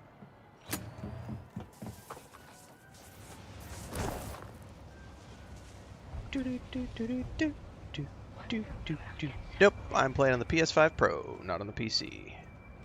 Played Star Wars Galaxies many, many, many years ago. I'm bound to be noticed soon.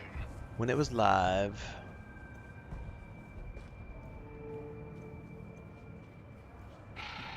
Surrounded by competence. I don't remember what holding this lever down does. Better off as a bounty hunter. Did that just kill the fan?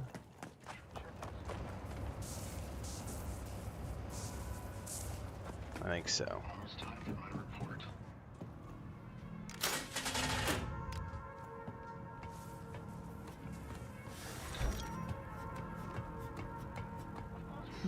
Must be the safe house. That's a station key card. We're getting all sorts of quest updates here.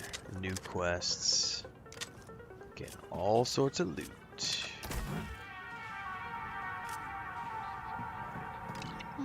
Interesting.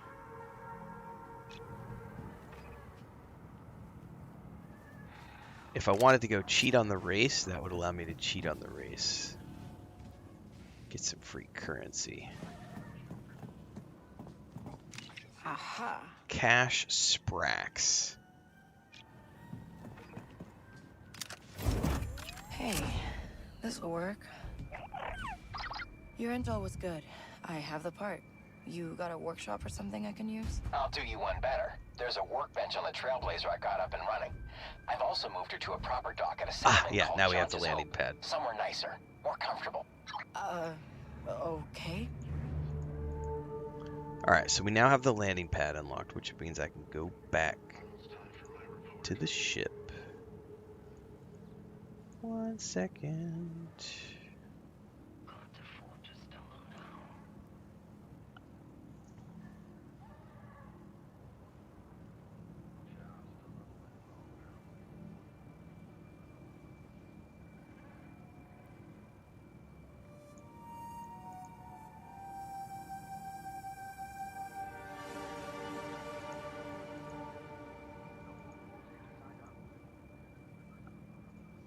Okay.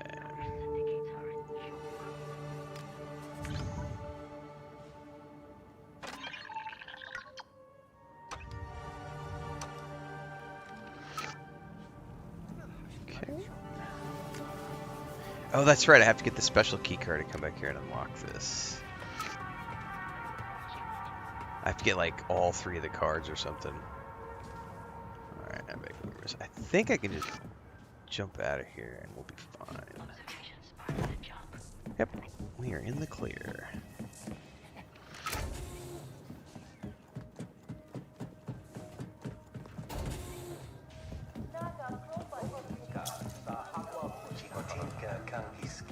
Relax, she's one of ours.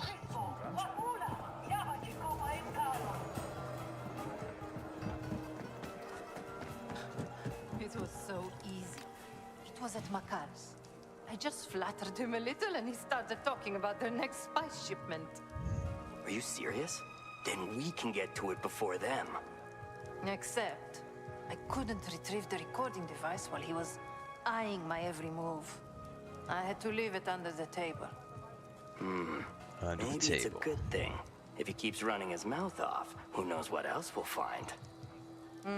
I'll try to pick it up at the next opportunity.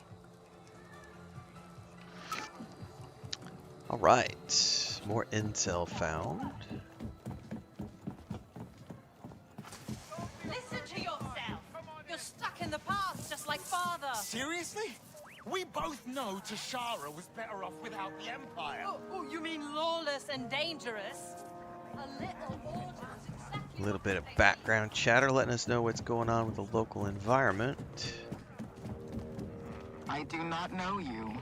Yeah, we I'll can't. do better. Oop.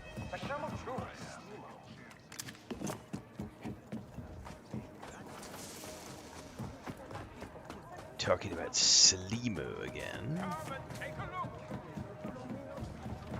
Alright, don't think there's anything in here we need. We could probably just...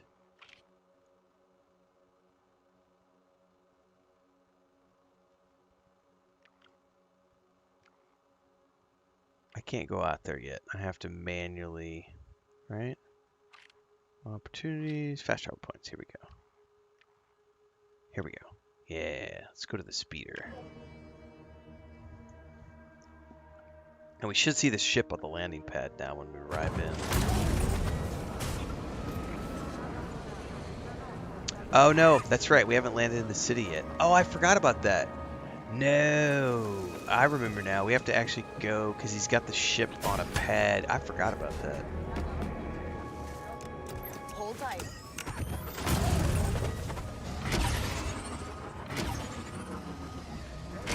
Yeah, I forgot we actually have to go to that other location. I wasn't paying attention when he was talking because I was like, ship! And I got sidetracked with other stuff.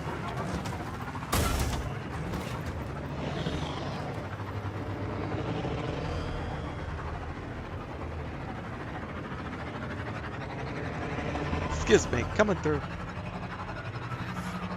Slimo! I guess this is life for us now, huh, Nix? We're on our own.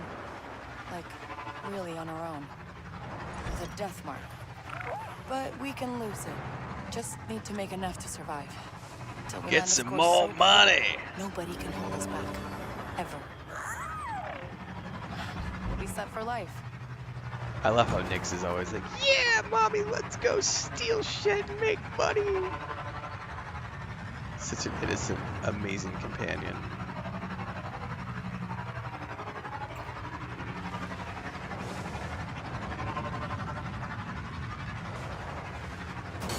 Oops. Oops.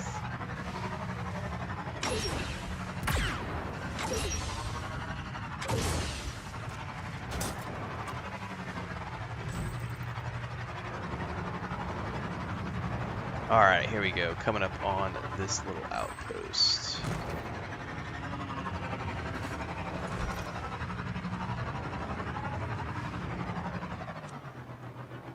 Slow it down a little bit. I remember this being shown off in all the trailers or preview material. Don't just hope. Okay, so this is where Waka brought the Trailblazer. Yeah. That shuttle just landed over there on the corner too.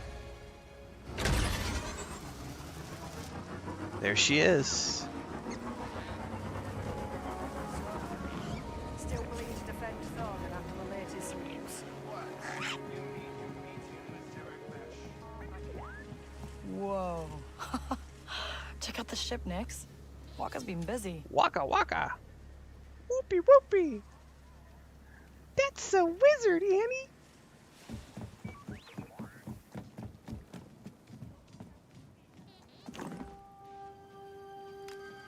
Waka, you did this all yourself?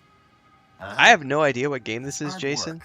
But it'll all be worth it when she hits the atmosphere Honestly, and I would have to go soars. look at like the stream title, yeah. the hashtags, the game You ready for category, those all that fueling stuff testers to figure it No, out. no. And I'm Sid, too immersed in the game right hold now on to to do 'em for that, now. so Pricey parts can I disappear have no around clue. here.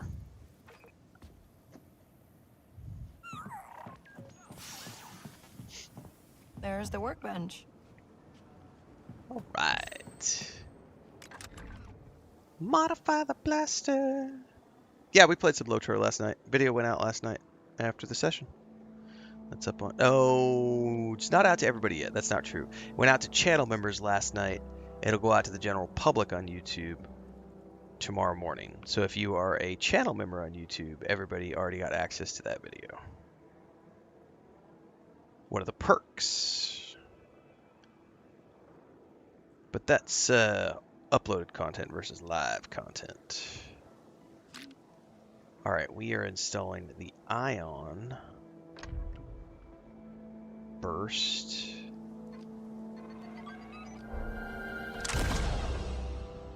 This will be good for puzzle solving.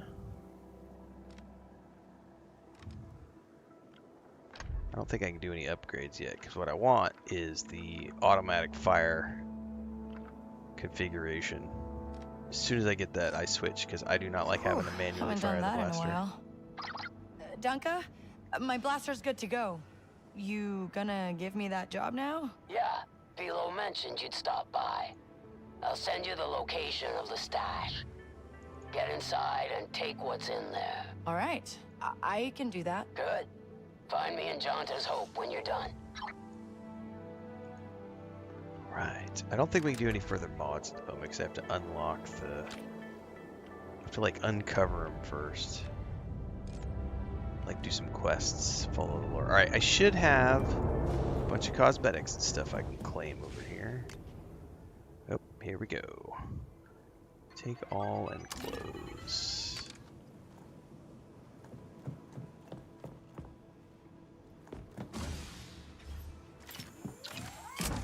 Yeah, look at all that good old-fashioned cosmetic gear popping up. Alright. Also paint jobs for the speeder and the ship.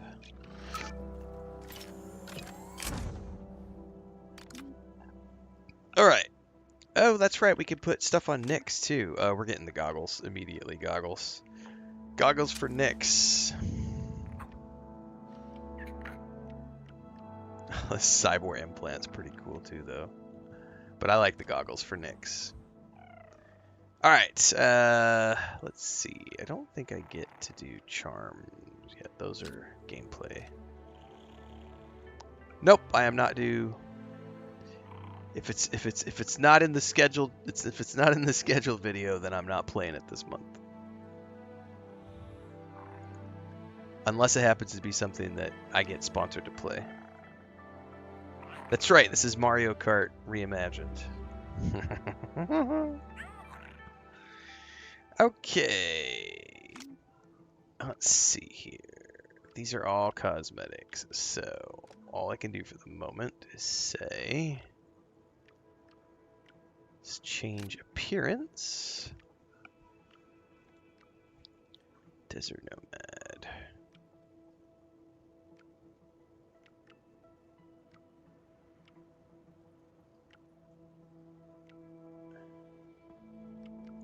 I don't know, I kind of like her existing jacket. How about gun belts, though?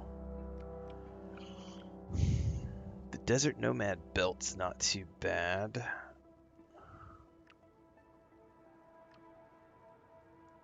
The Kessel Runner belt I love because of the buckle, man. Yeah, we're going to switch to the Kessel Runner belt. That's that Han Solo belt buckle. What about pants and boots?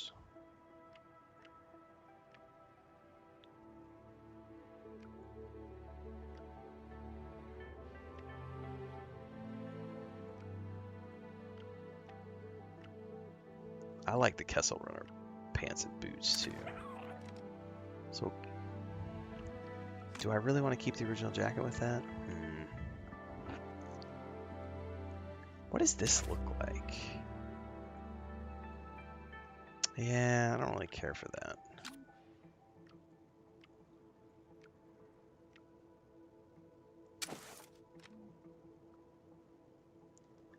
Ultimately, I don't feel like the blue goes. And her jacket is blue. I kind of don't want it to match the pants, man.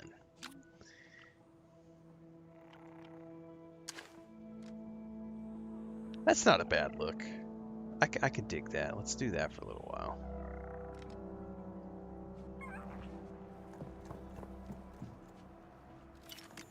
Alira was right. Sliro put a death mark on me. A death mark's not an easy thing to lose. Okay. We just gotta figure something out before Zarek Bash finds us. Death mark's not an easy thing to live with.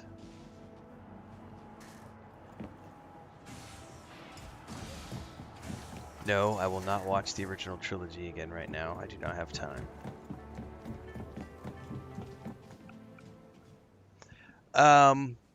Yeah, so that probably is the very first episode, or one of the first 2 or 3 episodes I did in that series on how to make a living as a content creator and streamer. People always want to know, how do I get going? Should I be a variety streamer, or should I be a niche streamer? And the risk you run, there's pros and cons to both. Like, there are definitely pros and cons to doing the route that I took, which is variety streamer. But it is far safer in the long run, even though the growth might be slower, because you are not putting all of your eggs in one basket. If you go all in on a game, dude, there are so many people who failed miserably trying to go, especially if you go all in on an early access game that's not got a release date. Like, that's a risk. And if you go all in on something like that, like, the ones that made me laugh the most were all the neckbeards who went all in on Pantheon Rise of the Fallen. Like, you know, I was all in when it first came out, when the Kickstarter was announced. And I even went and was the first community manager. I went and worked there for a little bit. I didn't work. I volunteered. I did about 3 months as their community manager lead. And then I sent Brad and the team, I was like, hey, you know, I don't mind donating a little bit of time, but the Kickstarter just happened. I want money. And they were like, we'll find somebody else. And I was like, good luck with that, because I'm not going to work for free. You know, I don't mind donating a few months of time. But now that you've got the Kickstarter done, you know, and you're making $150,000, $200,000 a month from the website, you know, we need to share the love. And they didn't want to. And so I went off and founded my own game studio at that point in time.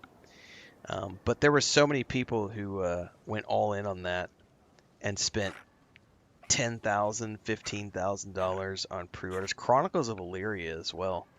And one could say that technically Pantheon has an early access, but it's been 12 years or whatever. But watching like Chronicles of Illyria, I saw so many content creators crash and burn around that failing, and watching Ashes of Creation implode in real time. Technically, the game is still there, and whether or not it's going to remain up is something that's kind of a mystery right now. All that we do know is that the creative director and founder is no longer there and resigned in protest. That doesn't mean that the game is shutting down. All these people who are saying they fired all the employees, did they? Did they? Or did just a few people get laid off and it's being blown out of proportion? We just don't know the facts yet. But as of this morning, the servers are still up and they're still selling the game on Steam, and it's still operations as normal. So until we know otherwise, but still, it's a risky thing to put all your eggs in one basket, especially for an early access title that hasn't launched yet. Because most games, and I'll say most because, you know, most games, once they're out in 1.0 form, they pretty much stay released. There are occasions where something like Anthem happens, where it has an online component, and so they pull that offline because it's meant to be a live service product. But that is not the norm. That is not the standard. So it's actually that's been another great example for me as to why I don't spend a lot of time in early access titles. I don't mind checking out early access, and Shrouded's a good example of that. But I won't ever make myself a content creator around one game, let alone one niche, let alone making my whole streamer career about an early access game. Those people were stupid to do that. Flat out stupid. Like that's just poor business decisions. Poor decision making, period. Like we have so many case studies of early access titles not making it to launch, and you went all in. Not even just the thought of, spending thousands of dollars, but you went all in making content around something that's not even a released product yet. That's a you problem. Big you problem. Sorry, no sympathy. You looking for Anyway, parts? that's why I have that in my... So I have that in that first episode, or one of the first episodes. Yeah, if you're only 5 days in, you can reset. But there are people who are 3, 4, 5 years in.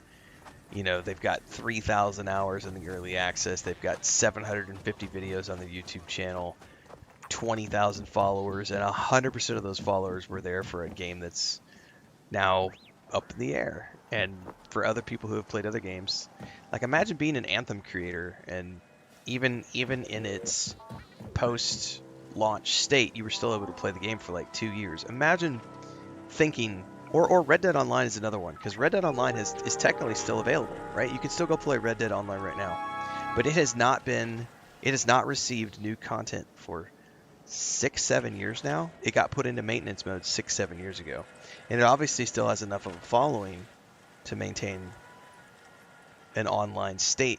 But Rockstar could pull that game at any point in time, and no one would be able to say anything. And if you had gone all in as a Red Dead Online content creator, off of something you knew was in a maintenance mode state, that's a you problem. I finally got that bastard that's been flying around, that mosquito. It's like 50 degrees Fahrenheit, and there's still a mosquito in here. The game was good when it came out, Corey. It's only gotten better over time. That's what games do when they get patched. They get better. That's what every video game does. Video games get patched after they launch. Every single game in the history of games, especially the online era, has gotten patches to make them better over time.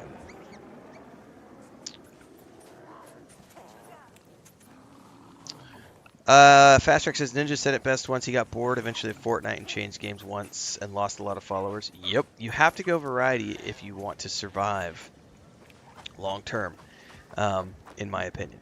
You can do all in, but if you're going to go all in, I would just say it's better to go all in on a niche as opposed to all in on any specific game, because going all in on any game is a risky venture, because if the game goes belly up or the company goes belly up, my vertigo. Okay, this is bad. You're screwed. So you really do need to spread it out as much as you can.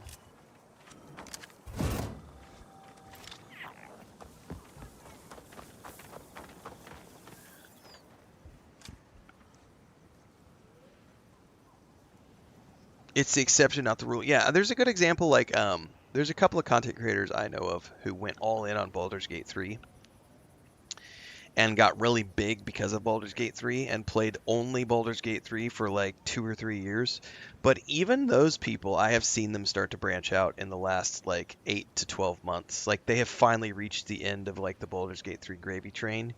And so now they're off playing like Divinity Original Sin 2, which is a Larian game. So they're still staying within that Larian CRPG turn-based game niche. Another good example, well,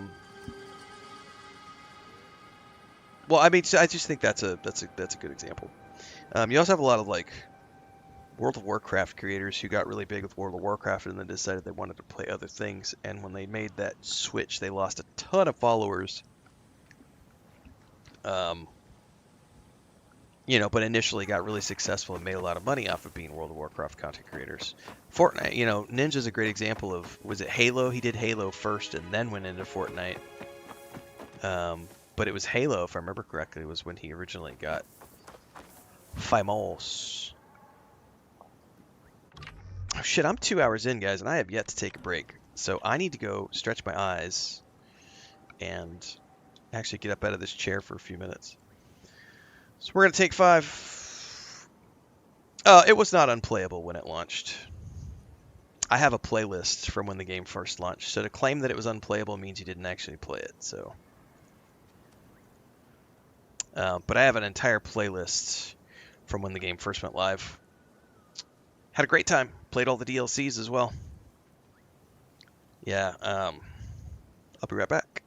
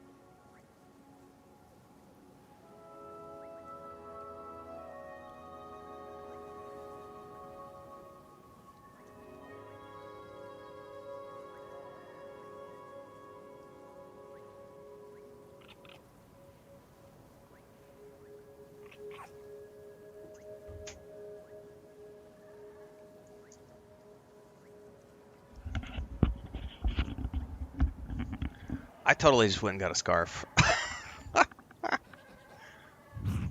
I went outside. It is freaking cold for where we live, man. And there's a wind blowing in. It's like a humid, wet wind.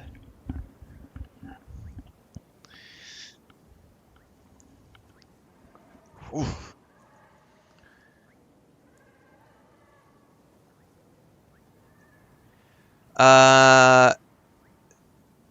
No, I'm talking more refined. Like, I'm going to become an FPS player. So I'm going to only play games like Call of Duty, those types of things. Or I'm only going to do Battle Royale. So it's going to be Fortnite, Apex Legends, Warzone.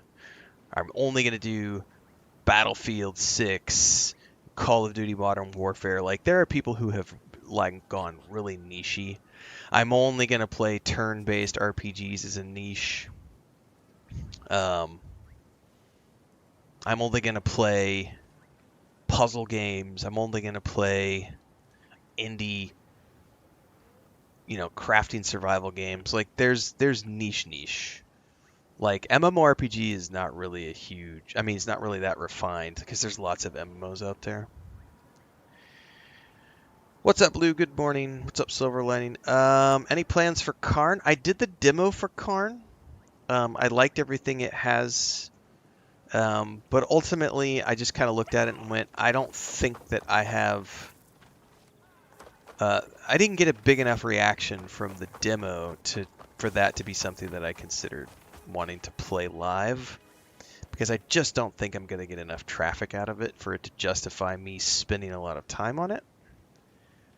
I had fun with the demo, but that's something I would play in like the afternoon slot when I don't care about the views and it's in between the other 5 things that I know are going to get me good traffic. Like, that's one of those games I would play because it's super niche. And like Jusant. Jusant was another climbing game that I did. Do you know how many viewers watched me play Jusant? This is going to blow your minds, guys. And Jusant was like 3 years ago, maybe? When did I play Jusant? I'm going to go look this up really quick. Because I have done that before. Played super niche titles. I played Jusant in November of 2023, so just over 2 years ago. Anybody want to guess how many people watched me play Jusant?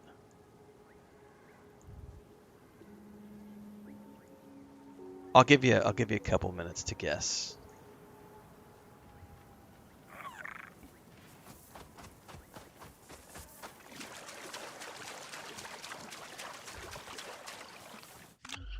Six people watched me play Jusant. 6. Total of 6 people watched me play Jusant. That was in between YouTube and Twitch. We were multi-streaming at that point. 6 people. I can go back and look at the playlists from YouTube and like, let's see here. One of the streams I'm looking at right now, 52 total views on one of the streams. I made a whopping 25 cents off of that in ad revenue. So I have, in the past, I have played games where there was no audience, but I have no desire to do so these days. That's right, Murphy, we're playing Star Wars Outlaws. And yapping a lot, because that's what I do. I yap a lot.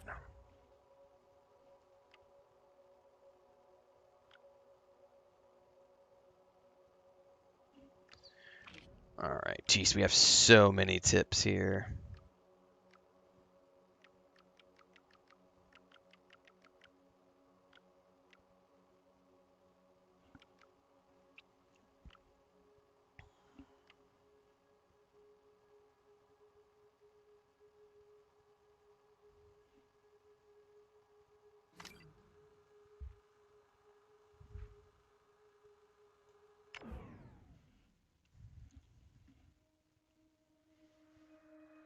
I have been full-time for 4 years.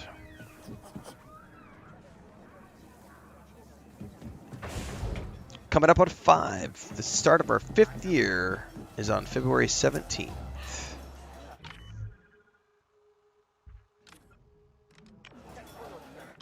How do I track that?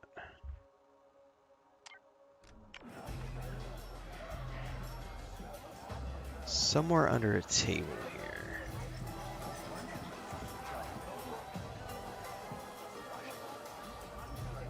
Kay, over here. Kay. How do you know my name? I keep an eye out for new talent. Name's Varric, and I've got a real job for you.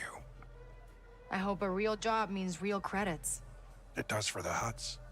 The Pikes are muscling in on Jabba's creature smuggling business, stealing his buyers in the core worlds. Find out who they're selling to, then take out their factory farm. Half up front or no dice?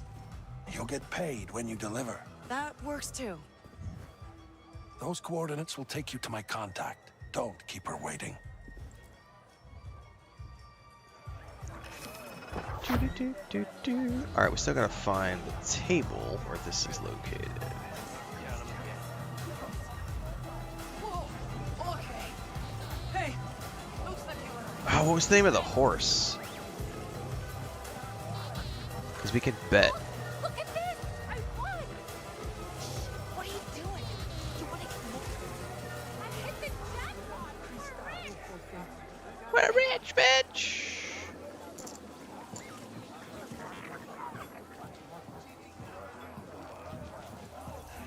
I haven't seen anything yet.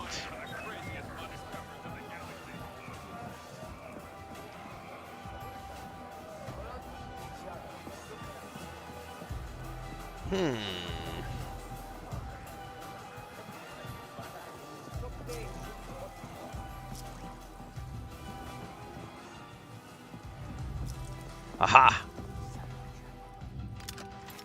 What are you doing? Nothing. Did you find something? None of your business. Same to you. Clear out of my space. Okay. Hey, what's back there? Big shots only. Listen, buddy. I'm from Kanto, and I'm like the biggest shot there. Get lost.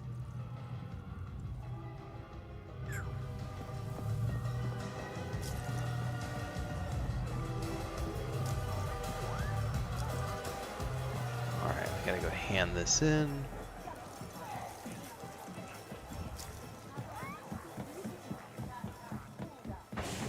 Eric's contact's out on the step. Feel like going for a ride next?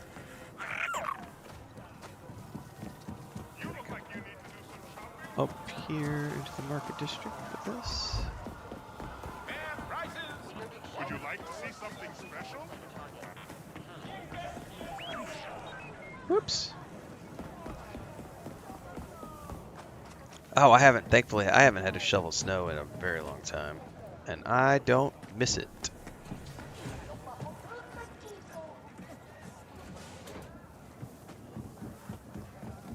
It's gonna be up top. Bet it's up top.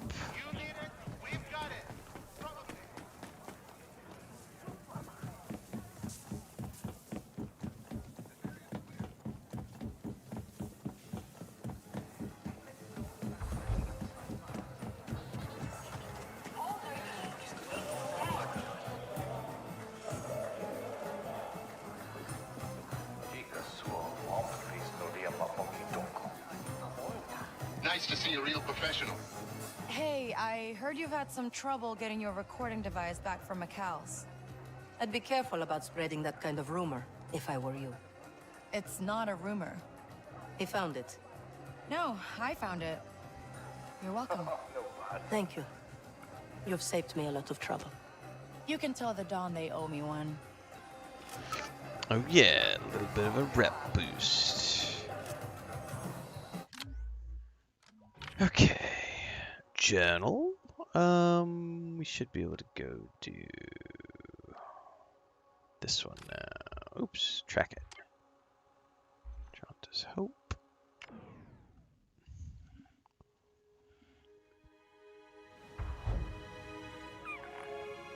There was a time when I lived in Colorado, 12 years, and the worst was living up in Steamboat Springs for a few years and working construction and having to get up every day at 3 o'clock in the morning to shovel the truck out because it would snow. We had one winter where it snowed. Like over the course of 2 months, it was like a frickin' 2 to 3 feet every day. It was a long time, and I had to get out early because the snowplow would come by at like 4 o'clock in the morning, and if you didn't have your truck or your car moved off of the side of the street, the snowplow would just come by and plow you in. And so I had to, because I would, supposed to be on the job site by 6, but I would just end up getting up 3:15, put a pot of coffee on,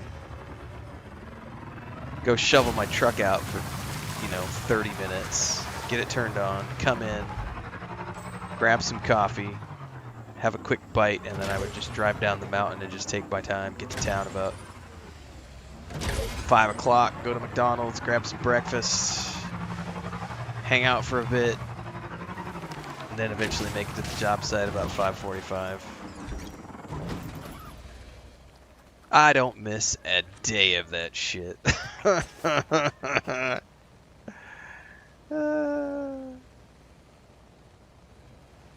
I get to sit in the comfort of a home office and play video games for a living these days.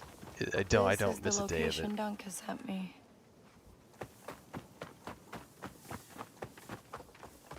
This is by far probably the second best job I've ever had. The best job I've ever had was what Chris and I, and we are very blessed to have done that for the years that we did it. But traveling for a living was a really cool gig. But the thing I don't miss about traveling is like airports, and I don't like the act of travel. Like I love going to destinations, being on site, doing the cultural thing, restaurants, archaeology, working with tourism boards, working with hotel chains. All that stuff is super fun. But the dealing with the travel aspect was the shitty part of that job. It's the only shitty part about that job, to be honest with you, but it was just dealing with the travel. And it's only gotten worse over the years in terms of how chaotic travel is these days. But even in that career, like the worst day would be a day when you had like a 12 to 15 hour press tour. And so you were on location with someone, guiding you through what you're supposed to be doing. And you're getting up at 4 o'clock in the morning because you got to have breakfast and be out the door by 6 so that you're on the van, and then you're shipped off to location where you are immediately, like your job is to take photos and record videos and send the drone up and everything else. And so your job for the 7 days or whatever on the press tour is you're working from, you're up at 4, out the door at 6, and then from 6 until about 9 p.m., you're just doing photography and videography. You're just recording videos and shooting photos all day. And then by the time you finally finish the day, because you're going to go do, like, you're going to go to this location, you're going to have breakfast. It's a restaurant. You're being paid to photograph and do video of that whole experience. Get everybody's socials, you get all this stuff, and then you're off to the next destination. And while you're en route to the next destination, good morning, you're doing social media and you're sending out Instagram photos and video clips. And it's even more intensive now because now we have TikTok. We didn't have TikTok when I was doing this back in the day. So it was just Facebook, Instagram, YouTube. And so you're doing that en route to the next destination. Then you get to a museum, or you get to some cool thing that the DMO has organized for you. Like, let's say it's a museum. So now you're on site with the museum. You've got a tour guide. You're photographing and videoing all of that, maybe live streaming for 15 minutes. And then you're off to the lunch, and then lunch, video, photos, and everything else. And then again, so you're repeating that process every day all the way up until you go to dinner, which will be, 7 o'clock at night. You'll be there for 2 hours. You're done at 9. You're back to your hotel room at 10. So you've been out from 6 to 10. No breaks, no naps, nothing. And your job, once you're back in the hotel room, is to offload all of your shit onto your externals, get all that stuff backed up on your duplicate externals, get all the batteries recharging for all of your kit, because you probably got 3 to 4 batteries for your camera, you've got the drone pack, you've got your cell phone batteries and your backup cell phone batteries, and you've got all your USB chargers. And so you're doing all of that until about 11 o'clock at night. You finally get to sleep about maybe midnight, 11 o'clock midnight, and then you got to get back up at 4 or 5 o'clock the next morning and do it all over again. And you got to do that for about 7 days in a row, 5 to 7 days for the press tour. It's work. I mean, and then when you get done with that, that's when your contract begins, where now you're contractually obligated to produce 10 articles, 50 finished photos, 5 videos over the next 3 months or whatever it is the period of time you're working. But I loved traveling. This is the second best job I've ever had. Like, playing video games for a living is not difficult, but I love traveling. And even the worst day, when you're doing like a press tour and you're tired and your finger hurts because you've been pulling that camera trigger all fucking day, and your wrist hurts from holding the camera, and like you're worn out because you haven't slept, but you've eaten 5-star restaurants, you've gotten to go to a Michelin star place, you've been wined and dined, you're staying in a 5-star resort or a really bougie bed and breakfast where you get spa treatment, as part of the press tour. That sort of stuff is really fun, and you're getting treated like royalty the whole time. But it is work. And then rain, snow, sleet, or shine, like, you got to be out there in the element. It doesn't matter if it's hot or cold, you're on contract. So you don't get to have food poisoning. You don't get to be sick on a press tour. You shut the fuck up and make it work. And I've been on a trip before where I was literally had a bad reaction to some of the food we had. Not because it was bad food, but it was just too rich for me. And we had done it's the 4th or 5th day of a press tour, and I had just been eating too many different things, and I had a reaction to just too much stuff. And I was up all night, just both ends, having a horrible night because my body was just like, dude, what have you done to us? And just rat. And then the next morning, on like an hour and a half of sleep and just a horrible evening, I had to go back out, and we're on like day 5 of a press tour, and I got to put a smile on my face and still take my 1,200 photos and shoot 5 hours of video and be happy. And dude, it's rough. Talk says I worked in the oil field 2 weeks on, 1 week off. That's another example of doing a rough job. Yep. Yeah, this is a luxury compared to anything I've done in the past. I mean, but travel was always I loved traveling, and there we go. One day we might go back and do it again, but it's not high on our list of priorities. I got to do everything on my bucket list, which is a thing that not many people can claim. Crystal wants to go to Japan and Egypt at some point, but we made a conscious decision to buy the homestead and load up with animals, and you can't travel when you have animals, so we are locked into this.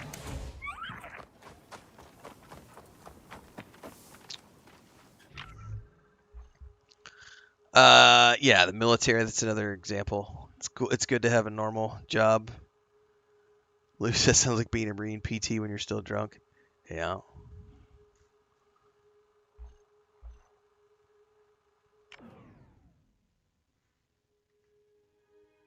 I mean, even this job has its days. Like, a lot of people don't talk about it, but like, I had to get glasses this year. Do you know why I had to get glasses this year? Because I've spent the last, however many, it's just 12 to 14 hours a day in front of a computer screen. It affects the eyes. Like, I had perfect vision my whole life, and then all of a sudden this past summer, in the middle of those like 12 to 14 hour stream days in June and July, I was, started getting headaches, phone was going blurry, and I was like, well, shit, it's age related too, but also it's the stress of doing something. And no one talks about like 14 hours a day in a chair, clicking a mouse button, doing video editing, the thousands of word a days you write to do all the video descriptions and thumbnails and all the social media and the commenting and replying, and it's a job. Like, most people only ever see things like, oh, he got paid to do a sponsored stream, or he got flown to an event, or oh, how lucky is he because he got a free key from the company. It's like, bitch, I worked my ass off to earn these things. Like, no one ever sees the hard work that goes into it. It's the same thing when we did travel. People would look at the photos and the videos and be like, oh my god, you're so lucky, you get to spend, you know, you're getting to spend the night in this 5-star place that costs like $3,000 a night. Oh my god, you're going to a Michelin star restaurant, you're so lucky. And it's like, there is no luck whatsoever involved. It is the accumulation of thousands of man hours, tens of thousands of photos, thousands of social media posts, thousands of blog posts, thousands of newsletters, years of hard work, of next to no money. Yeah, that's why I take a lot of breaks, Dribrom. We get people who make fun of me for taking breaks, but I try to take a break every hour and a half to 2 hours, and I go do some jumping jacks, push-ups, squats. I go outside, stretch my eyes, do a walkabout of the house. I take a long walk every single day down to the river. Slowly getting back into shape now that my leg injury is healed up for the most part. I go do pull-ups at the park and lunges 2 times a week.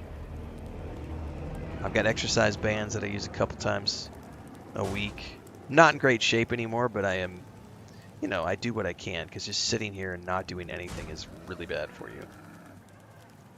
Ah, strong wind.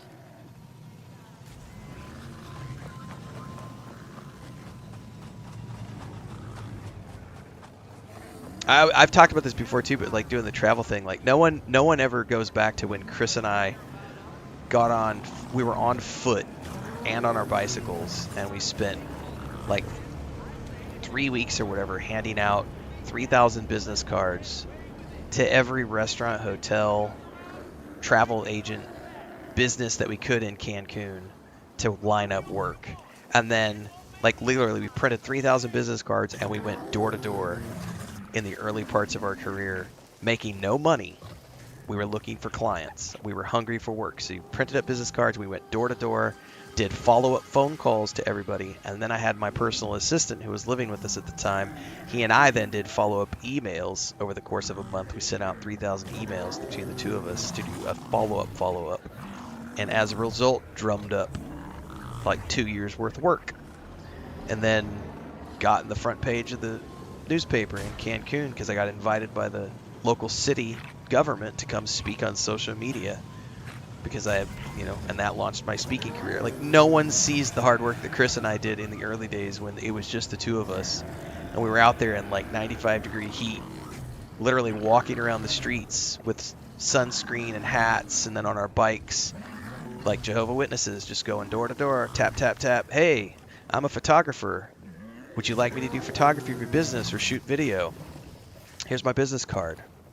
And then a week later, hey, you remember me? Do you have a chance to think on it? What do you think? A month later, hey, remember me? You said no the first time. Are you still a no? Like, let's talk about it. And then you negotiate price, and no one ever sees that shit. You're so lucky.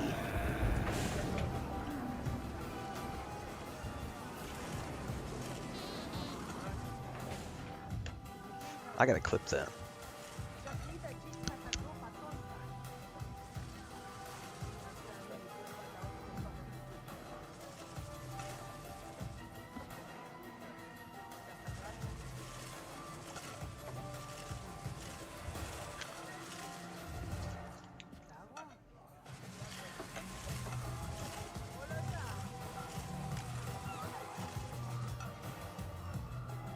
Dunka, hey, here's what I got. Some sort of tracking transponder.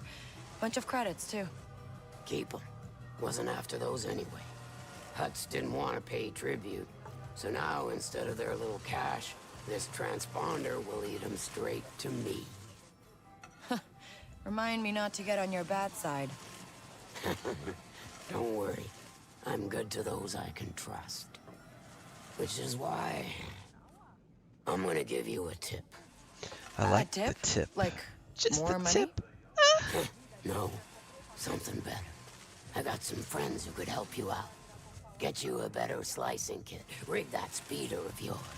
Love You'll it. have to track him down yourself, but that should be enough to get you started. Thanks. I mean, information is more valuable than credits, right? You know, you can keep those little revelations to yourself. Talk soon, kid.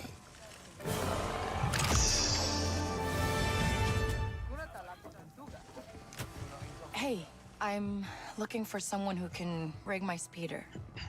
Trouble with the winds, huh? Is it that obvious? Sela Rovak is the best bike modder on this side of the Hydian, but she's not keen on strangers. That's okay. Neither am I. She hasn't been around lately. Maybe her friends in Kadua know where she is.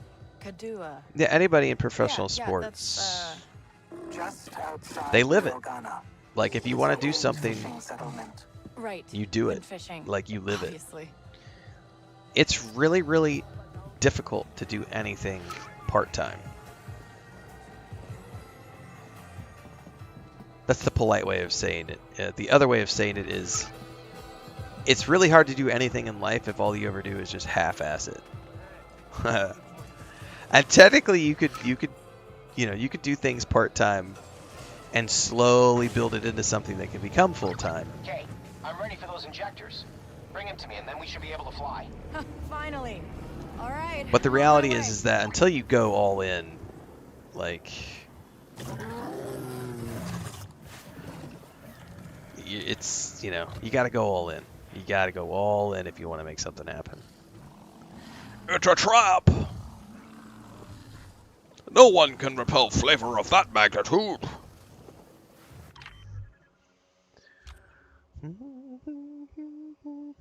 No, I do not want to do that quest or that quest. I want to go get the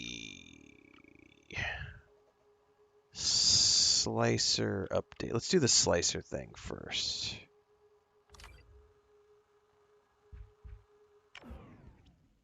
Speeder upgrade we can do after the fact.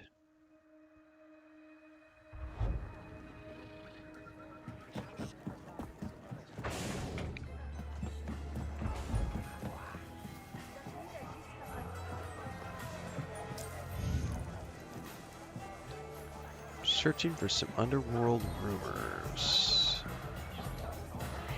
Which means it's probably an eavesdropping opportunity. Or a data pad.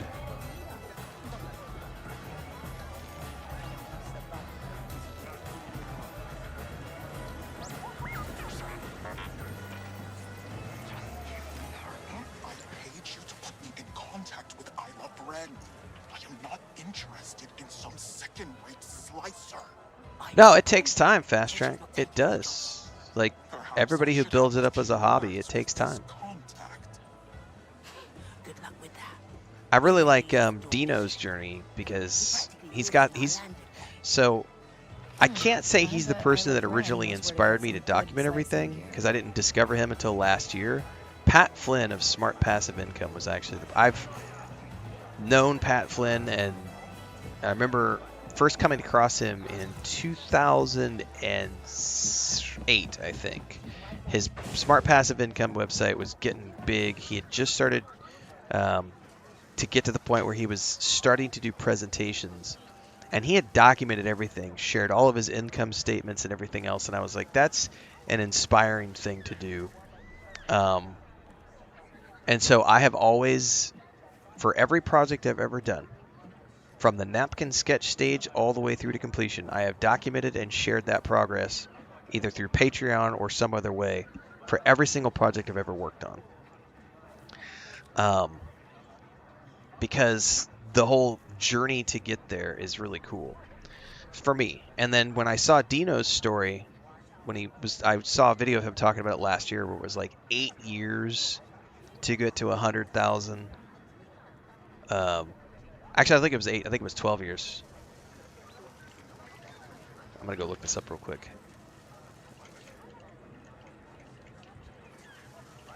I think it was 12 years now. 16. Wow, yeah. Took him 16 years to reach 100,000 subscribers on YouTube. And this is all documented. Like, he was working part-time in like the wine industry and making content there. But his gaming channel, it took him 16 years to reach 100,000 subscribers on YouTube. Starting in 2007 and reaching that milestone in 2023.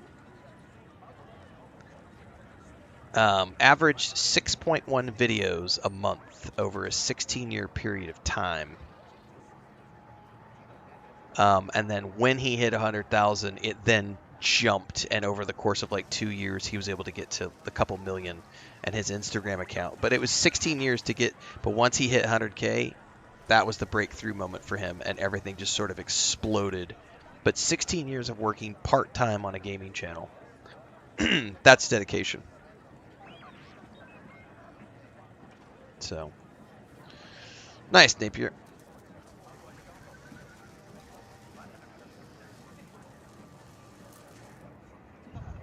Speaking of signs, I just reminded of Bill Engvall. Here's your sign. How many hours am I into this game? Oh, none, because we just play on this for funsies right now.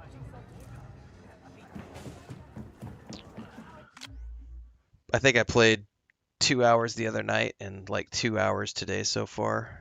I guess we're 2.5 hours in, so we're maybe 4 or 5 hours into the game. It's not a playthrough. This is just me collecting footage for my rerun series.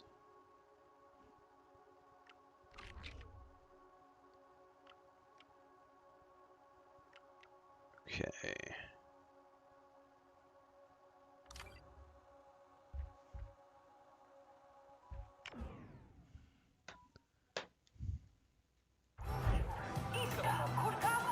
I keep telling you, nothing's going to happen.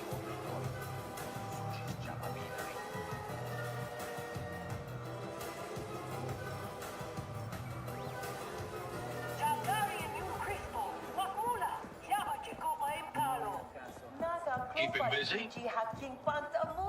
Watch it.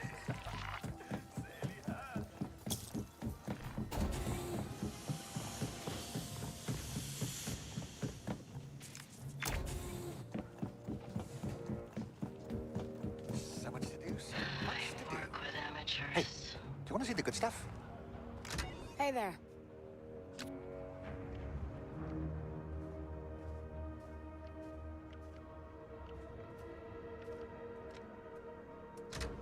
Do what you will. No skin off my chows. We're good over here. Is this not my contact? Guessing not. Nothing more boring than a stakeout. Do I gotta sneak up in there, I wonder? Yep, all clear. Kinda looks like I do.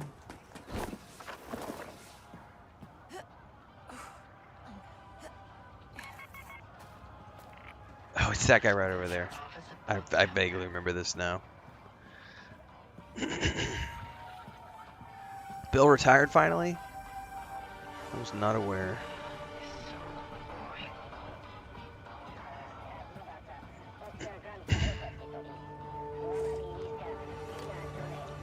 Hey, so, do you know a slicer named Isla Bren? She's not looking for more work. Oh, I don't want to hire her. I'm a slicer, too. I just want to talk. You know what? Suit yourself. Suit yourself. Isla, I got some amateur here asking for you. Is this a joke? I'm on a job. What do you want? Oh, my name's Kay Vess. I'm looking for some new slicing tech. Awesome, and Marcus. I heard you're the best Keep around going. here. Vess, you don't say. Yeah, I mean, everybody... Bring me an Imperial code sequencer. Everybody does it. Like, travel for me for a long time. Travel was what I did in Look my at spare that. time. She actually sent coordinates. Lucky you. Before I made it my full-time career. Writing science fiction and fantasy was something I did part-time on the side for a long time until I managed to go full-time and make it a career. Like, anything you want to pursue in life, you can do if you have the dedication to do it. Are you going to be good at it the first time? No. Are you going to need to work at it? Yes. Is it possible? 100%. Like, unless you have some sort of like physical handicap that's holding you back from doing something, everything is possible. Everything is teachable. Everything just comes down to man hours and a willingness to learn, apply yourself, and get better at something. Like, it's all it comes down to. She's with us.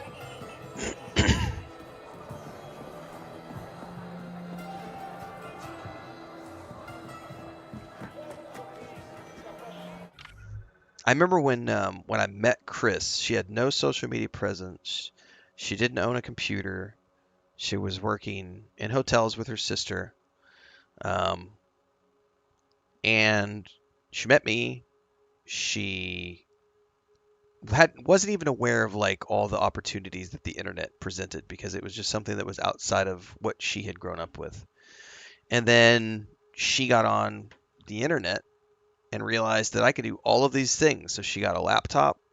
She established her social media profile. She got Photoshop, learned how to use Photoshop. She went on Fiverr. She started doing book covers, logos, started learning graphic design, and got clients and started making money on Fiverr. This is a long time ago.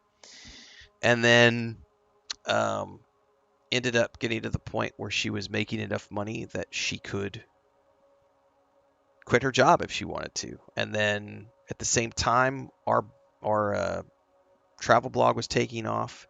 And so she ended up just going full time and helping me with that and handling photography. I've actually never won a photography award, despite having worked in it for years. I never pursued awards or anything. She actually won multiple awards when we were living in Cancun for her food photography. And all of that was because she learned how to use Lightroom and learned how to do photography and taught herself how to do things with the power of the internet, and was able to go pursue all of that as a side gig. And then she managed all of our Airbnb stuff when we had our Airbnb. She did all the tour guide stuff when we were there doing that. She managed, we had CancunApartmentRentals.com for a long time. She helped me manage that, drum up clients. All of that with the power of the internet. And then when we were living in Mexico City, she'd always loved to draw in her spare time. And so she started drawing and did a bunch of artwork for our tabletop project. Got a Wacom tablet, started learning digital art, learned how to do that. The power of the internet. As long as you have time, dedication, and a will to make it happen, the sky is the limit. These days, Fiverr is not the same thing as what it used to be. It used to be Fiverr, you could easily get work. I used to get work a lot through, I don't even think it's around anymore. I think it's called Upwork now. It didn't used to be called Upwork. I can't remember what it used to be called, but I think it's Upwork now. It used to be called something different. And when I started on that, it was so hard to get work. Like, that was one of like 7 platforms that I used to like drum up freelance work way back. This is like 2007, 2008, because I was trying to get freelance work as a writer. And so I had like a bunch of job boards I would hit every single day. But my job back then, because I was getting my career established, was I was literally pitching 50, 100 times a day, sending resumes out, cover letters, and you land 5 to 10 of those jobs. But it was cutthroat. But yeah, Fiverr these days is different. You could still make a living on Fiverr, but I had a guy. This is an interesting story because you mentioned scammers on Fiverr. So knowing that I have nothing against AI stuff, like we've used AI in projects and I have nothing against it. I'm a big proponent of AI. But when we did the cover art for our tabletop project, I actually went to Fiverr to find a contractor because I had had great experiences with it, but I hadn't used it in like a decade, right? And when I was looking for somebody to do cover art for our tabletop book, our novel, and the point-and-click adventure game.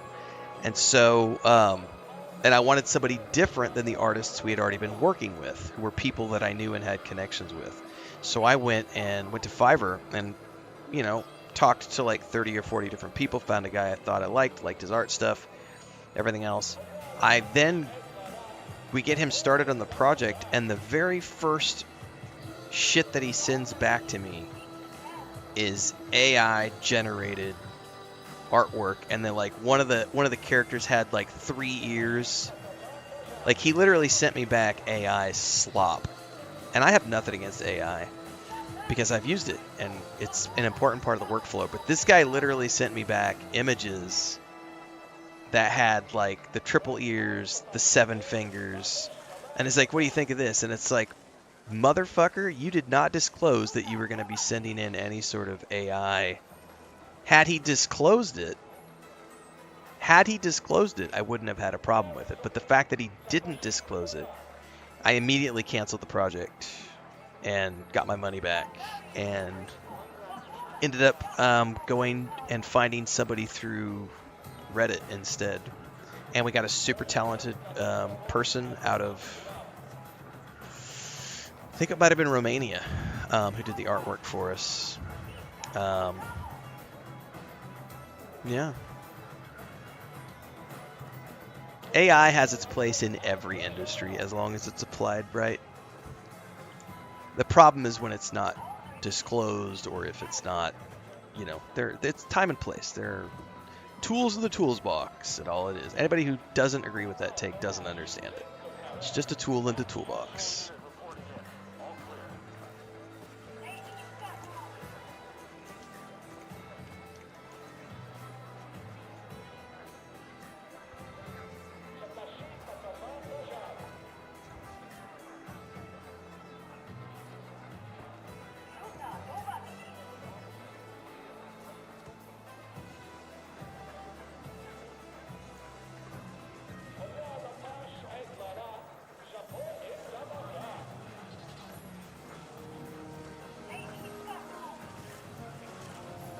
Oh, it's on the other PC. I was going to share the cover art, but it's not on this PC.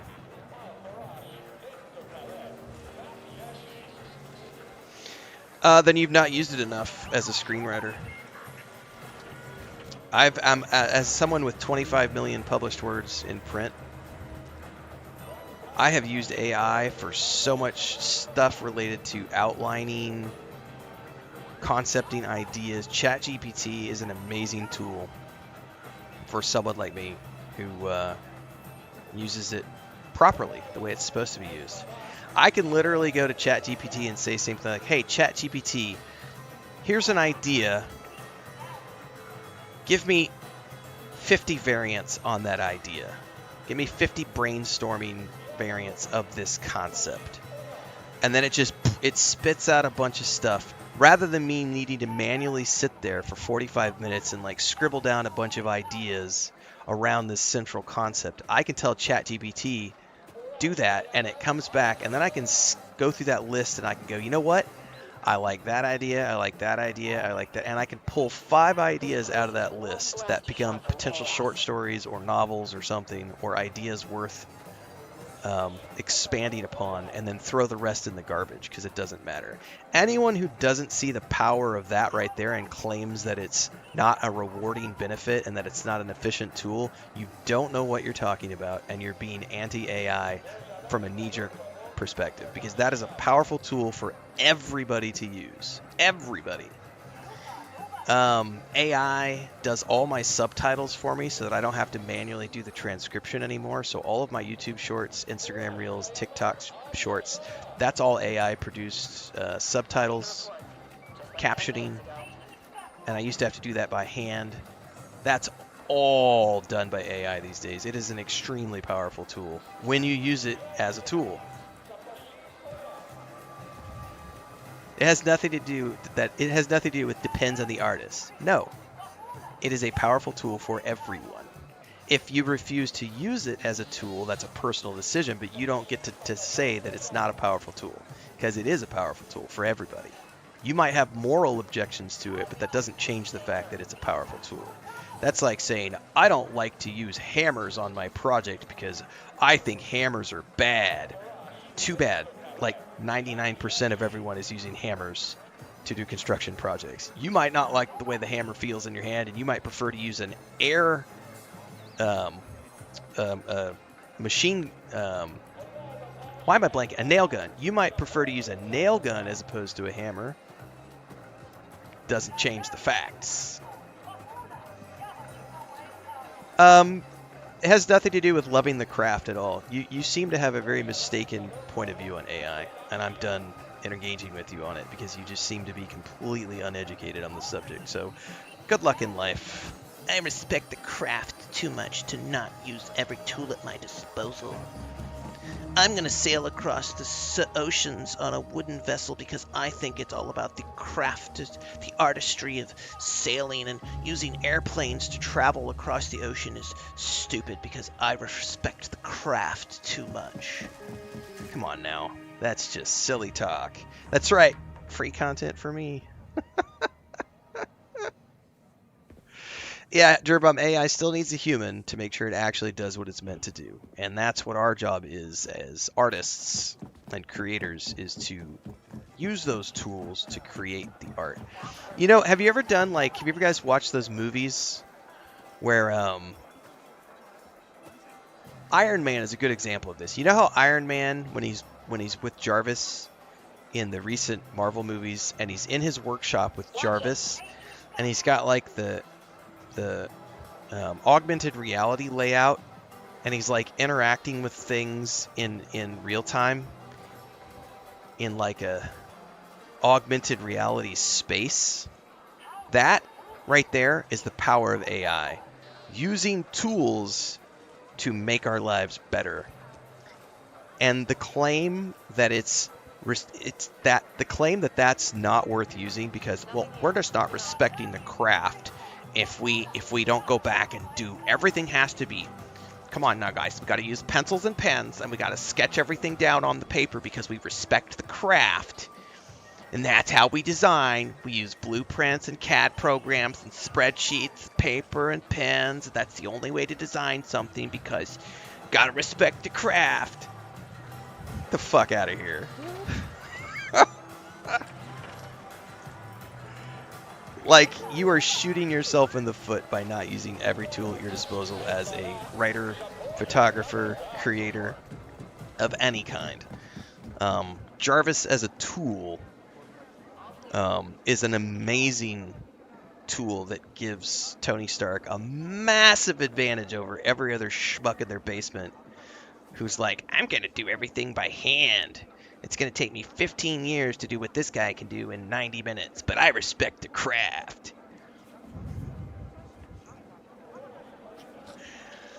I'm obviously being hyperbolic and exaggerative for the purpose of entertainment. But still, yeah, if we never had new progression, we would all still be riding horses. Or sailing wooden ships across the sea. We would never have invented the printing press because someone out there was adamant that printing words is bad. I respect the craft of calligraphy. I want to draw every single letter by hand because I respect the craft of writing. Printing press, bad. Calligraphy, good. That, you know what I mean? Like, someone somewhere has always pushed back against progress. Like, there's always somebody out there that... Electric tools versus manual tools. Yep, AFKMR. Yep. Lou says my DM uses it for our game. Nice. Family! Dom Toretto style. That's the way we roll, Dolph.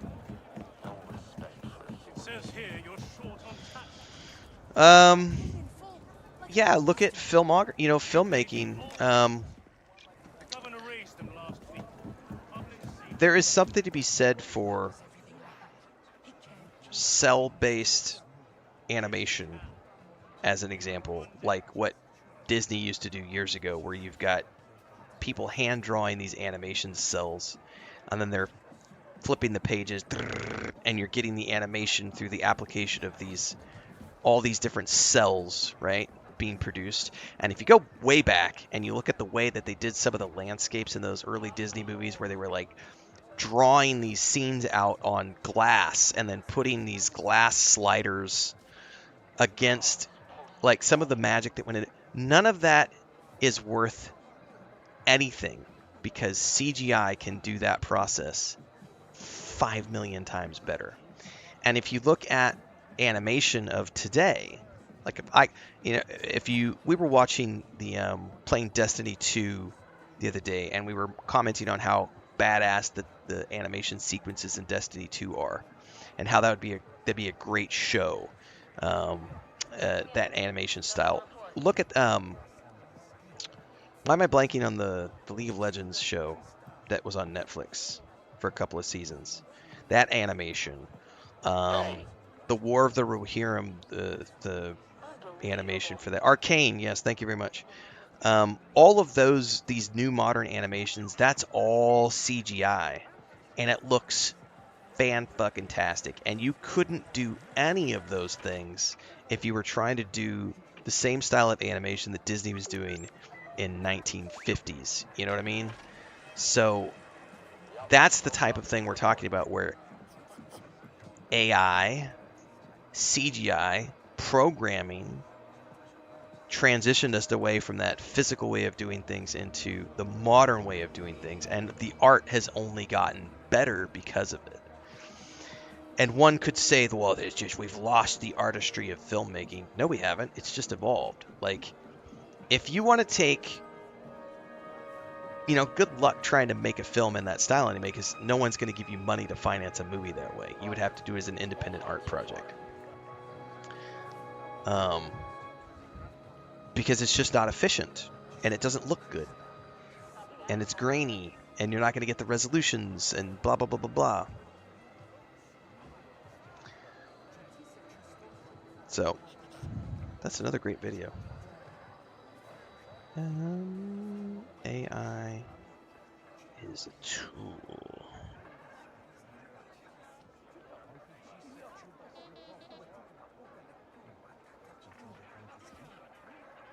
Everything's normal.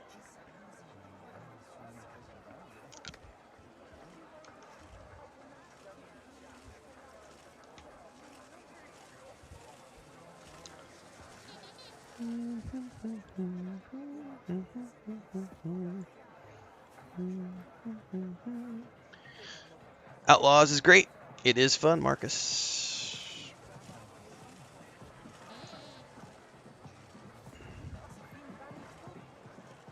No, doing a face mod in this game ruins the game direction and doesn't... It's no longer KVS if you can put a face mod on it, so no. No thanks. We want face mods to be a thing of the past for games like this. Now, Skyrim, games of that, you want to do that, that's great. But in a game like this, you are playing as KVS. KVS has a very specific art style. She has a very specific actress and performer who played her. Some people. We want to play the game as KVS. We don't want to play the game as somebody else. It is an open world RPG. Skill trees, lots of different ways to play, lots of different combat styles. Ship combat, space exploration, all sorts of fun stuff. Full playthrough from the first time we played is up on YouTube, as well as all of the DLCs. I own the Ultimate Edition of this game. It is a phenomenal game. Playing a little bit of it this morning because I'm getting some more footage for the rerun series that we've started airing at nights.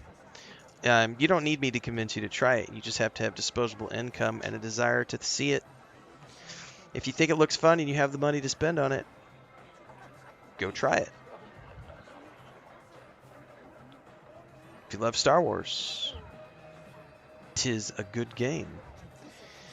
If you're an incel who hates Star Wars and you think Disney sucks, then you're not going to like it, because you're an incel who lives in your basement and you think Disney sucks. And we don't want you here. Go back to your mom's basement.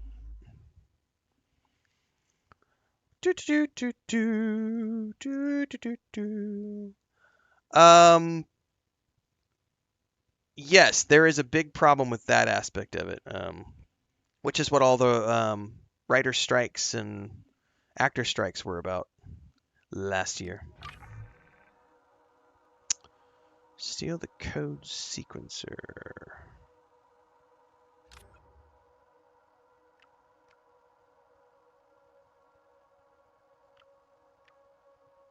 That is a long ass way away. What's the closest thing I have to that? Honestly, probably... Let's just go from here.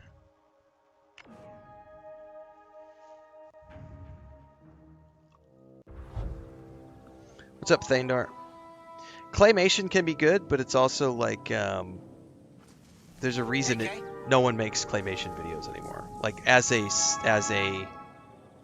an art project, like, Guillermo del Toro just did Pinocchio, I think, a couple years back as claymation.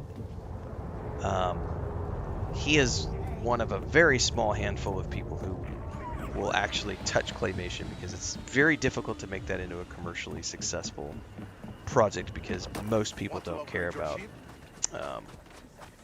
that as an art style. Hi, Nix. South of Midnight was another example, because that game was done in a stop motion animation style, and a lot of people just didn't like the art style. They had the option to turn it off, though, which was nice. Talbot says, since I started using AI to help organize my thoughts and break down big ideas, I've gotten much better at doing it instinctively. Yeah, see, that's what I use it for, too, is like breaking down ideas and brainstorming. It's like, if I have an idea, the old way of doing things would have been for me to sit down and go into a notebook and like write down 50 ideas over the course of a couple of hours. And it would take me a couple of hours, because I would have to sit there and think, and what about this? What about this? Now I could just plug it into ChatGPT and just be like, give me 50 ideas, and it's in like 90 seconds or less, you know, and I've got a huge list that I can now pull the best ideas from, and I've literally gotten rid of that waste of time, because it's a waste of time to spend 2 hours drawing it down. It's a waste of time. I'm not here to spend that. I mean, I'm far more interested in, let me get to the good juicy ideas and then spend the time to flesh those out. Like the brainstorming part of it, I don't care about. That's administrative busy work. Like, give me 5 good ideas. This whole idea of needing to assemble a writer's room to pitch 50 different ideas, like, I think that has its place in a showrunner space, when you're trying to, you know, come up with ideas for a multi-million-dollar show. But when we're talking about something where I'm just the only person, I'm the only creative on the project, what do I need other people for? What do I need to be wasting all that administrative time on? Just let me do it. Let me get to it.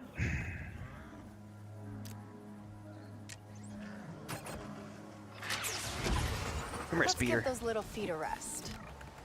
Feetsies!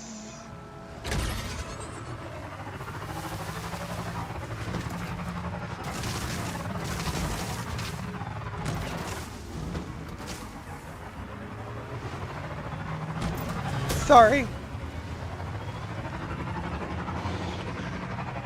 Oh, Brandon, oh, it's time for my break. We're gonna get where we're going, and I gotta step away for a couple of minutes to go stretch my eyes.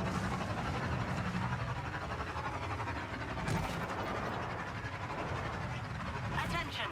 A stolen goods retrieval team has been dispatched to a pirate encampment in your sector. All units prepare to assist if necessary. Huh. Maybe if I'm fast, I can steal that stuff before they get there. I could, but I'm not really interested in it right now. Not with this book.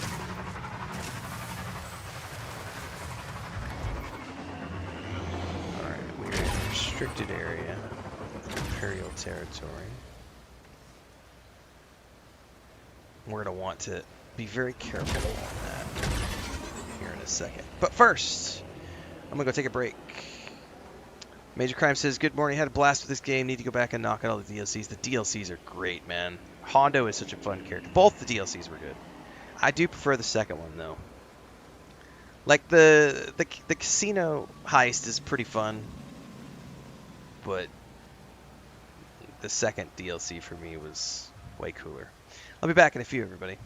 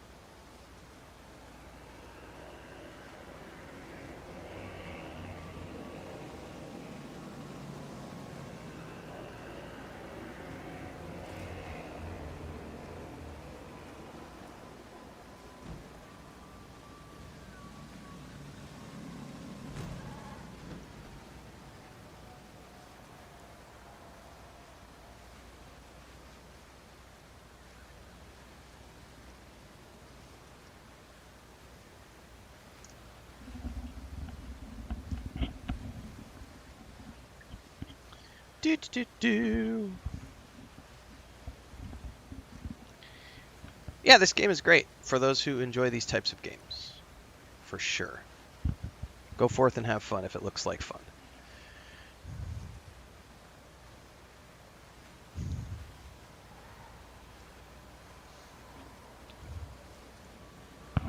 Alright, so got some more coffee.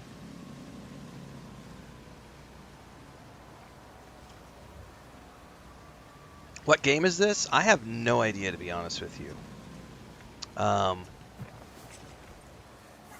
It's probably listed somewhere in like the name of the stream or maybe the hashtags or the category of the stream, but to be honest with you, I'm so busy playing the game I can't be bothered to look right now, so yeah, I have no clue. No idea what game this is. Code sequencer. Probably carried by a technician.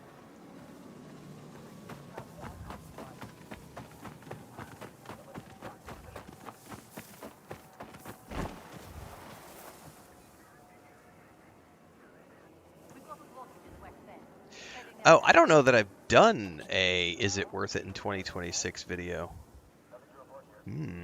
That might be a fun one to do, NPK. We did one for last year. I definitely think this game is worth playing. Working in syndicate territory isn't pretty. You see things. I need some backup down here. The override code isn't working. Now, doing this without getting a bounty is quite tricky. Possible, but tricky. First and foremost, I think there's 2 guys up top. Yeah. We arrested a fugitive a while ago who tried to use his old identicard. Backup generator is red. Recalibrating now. I don't remember the best way to do this. Keep it quiet, buddy.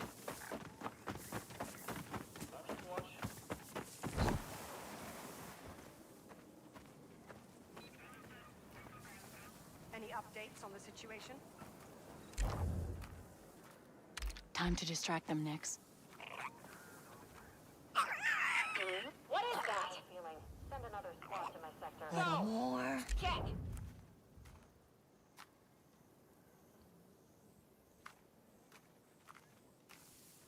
Distract him, Nix. Catch that thing.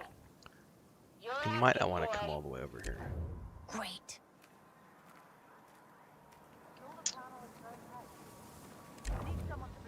Go put on a show, Nix.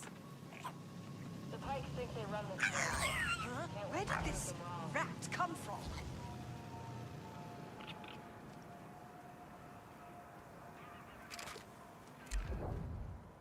Showtime, Nix. What is that thing? Come on.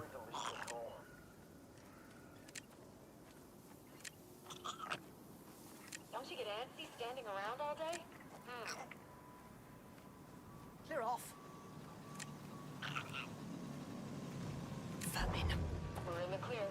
Nix, it's showtime. Get it out of there. Come on. Come on.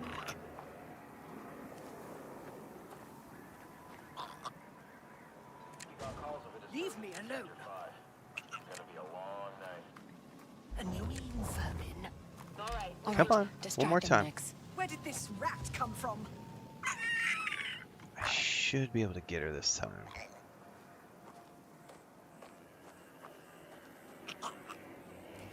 Go away.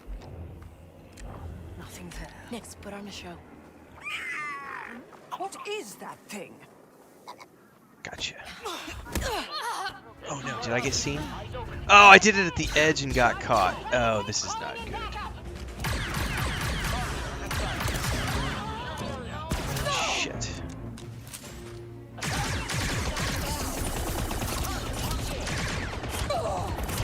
Okay, let's go.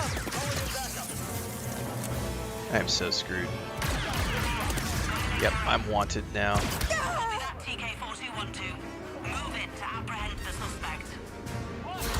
Oh shit, they're already here? Yeah, I did it too close to the edge and got seen. And now they're gonna call in reinforcements. No! There's no cover around here, man. Understood. Continue the search. Where'd she go? What's going on? Okay. Think we lost him, Nix. What was that? By the way, I forgot. I don't think I was supposed to take down the technician. I think I could have just pickpocketed her because I just realized it's steal from the technician. I don't like it. Let's take a look.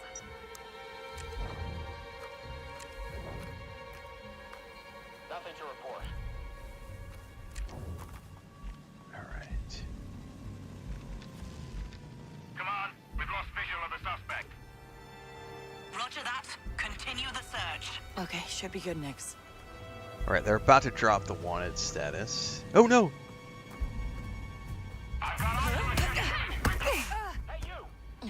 There's the thing I needed.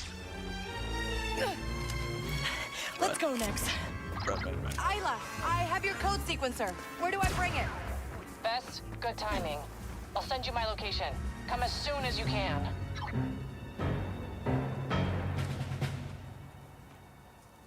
The imps don't like me, and I don't care. I'm gonna hide in the grass until they don't know where. So they're now unaware. Okay,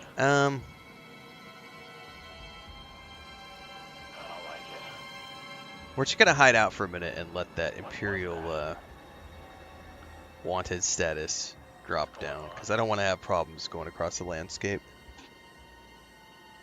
I don't like it. We could just hang out for a bit. I think she's gone.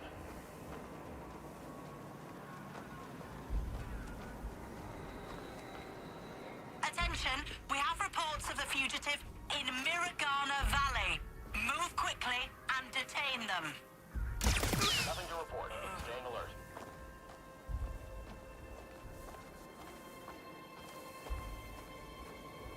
I do wish that stun gun recharged more quickly.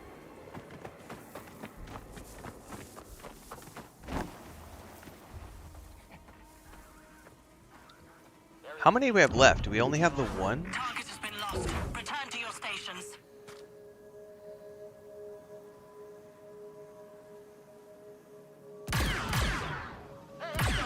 Let's get him, Nix.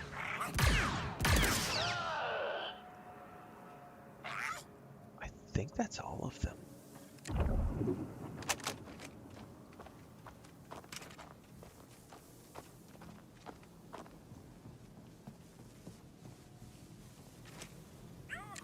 Nix, hold this for me, okay?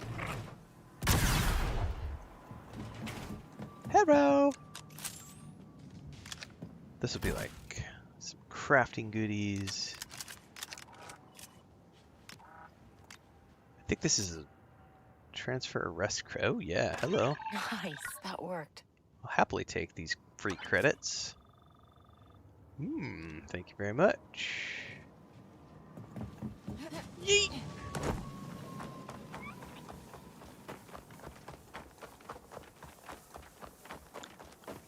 Alright, now I need to make my way to the Imperial forward base. Got my speeder parked inconspicuously on the river's edge.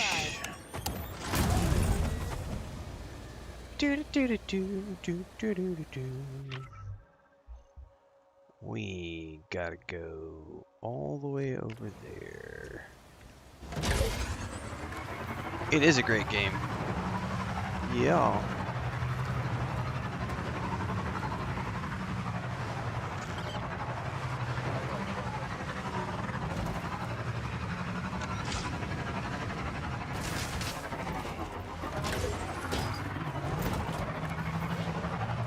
Uh-oh, I'm in restricted area. That's not good.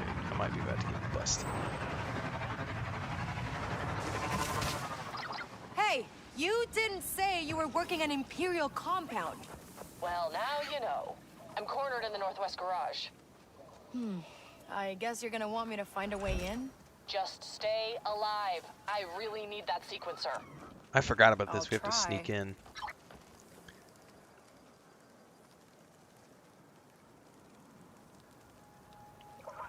I like a good old sneeze.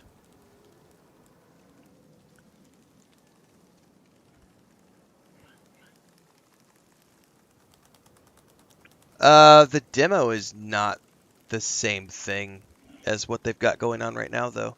The Solasta 2 demo was a proof of concept, and it was using the previous rule set.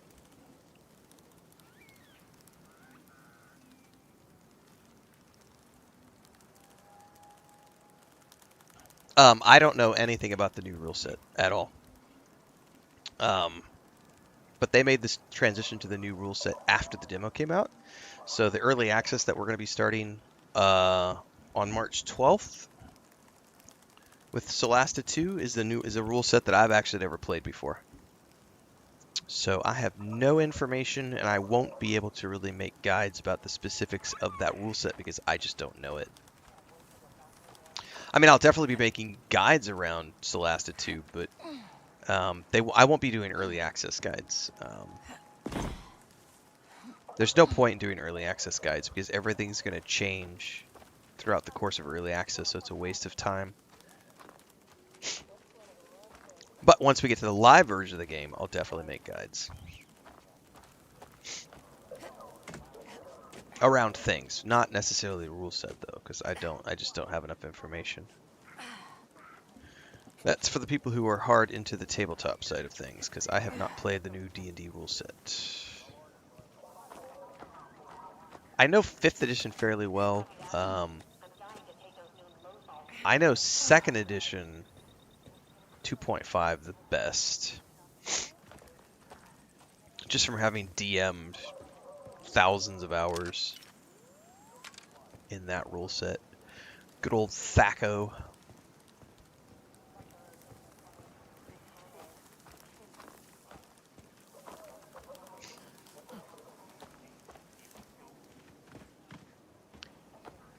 Yep, just play, and if the enemy dies, you're winning. That's why I almost always play games on story mode anyway the first time, because I don't want to have to try to learn mechanics.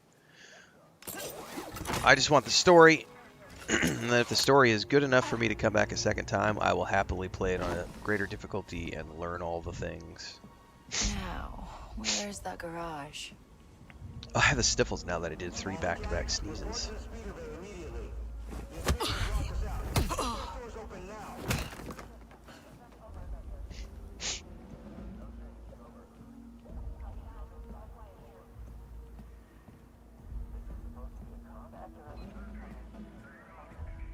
Shit, there's a camera. Stay away from those black market rations. An entire squad got sick. What aspect rash are you talking about? The fact that I'm playing in widescreen mode? Yeah, I don't want to do full screen. You have the option to play how you want in the settings. So you can go in here into display and graphics, and you can tell it, do you want to go full screen? I don't like full screen. Yeah, no thanks. I much prefer the cinematic, I'm watching a Star Wars movie look and feel with that cinematic display mode.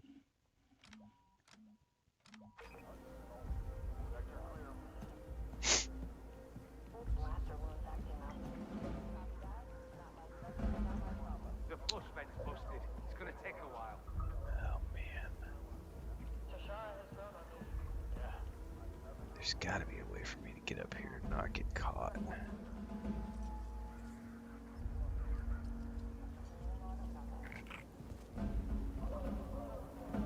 There's a lot of different ways you can get in here, though. That's just the way I've always preferred, is up through the back. I think there's like 3 or 4 different ways in here. So it really just depends on what option you want to choose. This is the tricky part right here.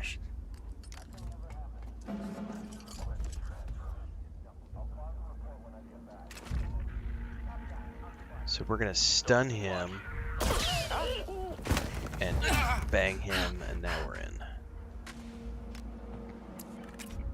Here goes.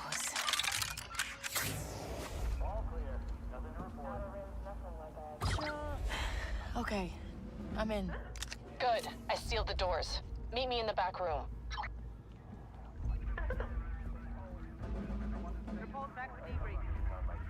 Still clearing the flush vent. It's completely backed up. Well, even if it was a dev artistic choice, it wouldn't change anything. Like, This is unbelievable.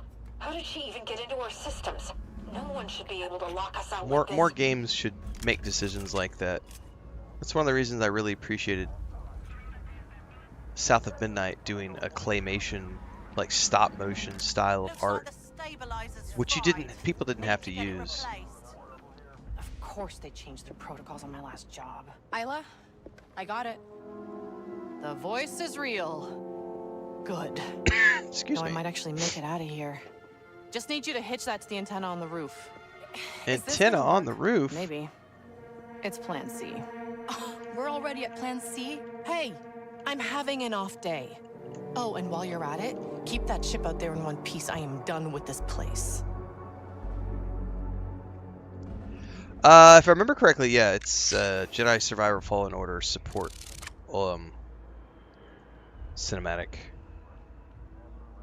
If I remember correctly. It's been a while since I played. Anytime you give me this option right here, the widescreen option, I'm always going to take it. Actuators clear, inverters stable. I just prefer this as an art style. Once people stop complaining about her being able to punch a trooper, they realize this game is great. Exactly. Or the fact that it's a woman. We already had to ban like 6 people this morning at the very beginning of the stream because they were ranting about how this is a woman. And they don't want to play a girl. They don't like women. Bunch of basement dwelling incels. We banned them. That's the best part. One of the sweetest part of my day is kicking a misogynist in the nuts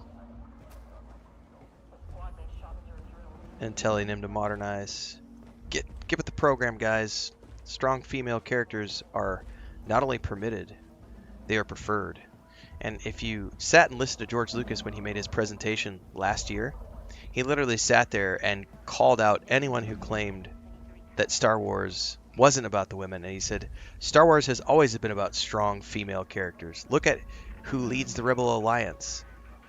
Nothing to report here. Princess Leia, General Organa, Mon Mothma, Queen Amidala. Anyone who thinks that Star Wars has never been about female characters has never actually watched Star Wars. And if they did and they took away from it that this is a man's world, then they were watching the wrong film. So I was really glad to see George come out and get on stage and basically shut that shit down.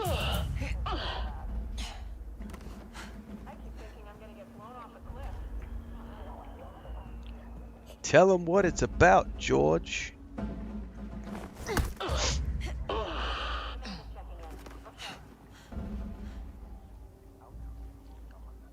I think I gotta get in the middle to turn those cameras off, if I remember correctly. I've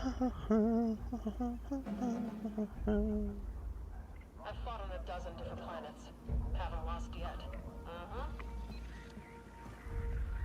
Final tests are looking good on the actuator. Just making sure the ball screw is secure.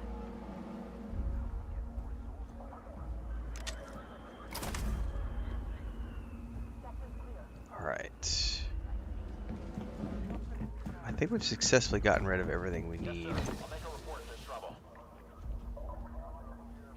Can I jump to the ladder? I don't remember if you can jump to the ladder. Just one more test to be sure.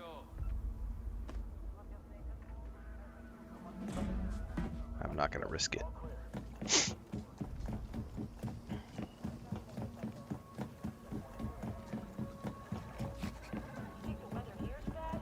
Try working on one of those outer rim ice balls.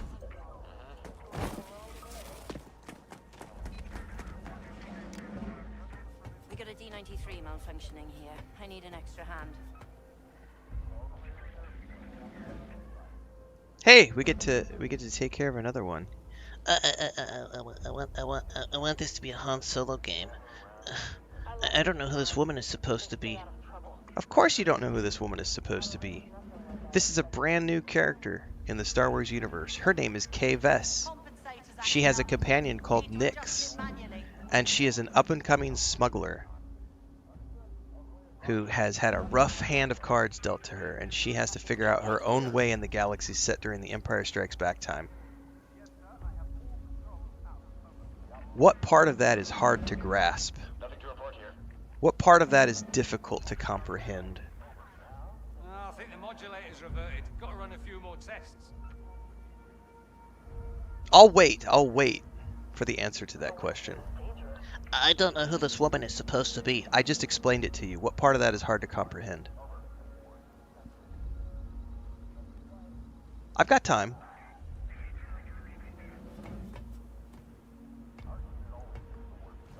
But it should have been Han Solo. But it should have been a male character. Han Solo's story has already been told. They're always cutting corners. This is a brand new character. Gasp! I know, right? Now what? Kind of like Cal Kestis, brand new character in the Star Wars universe. Not bad.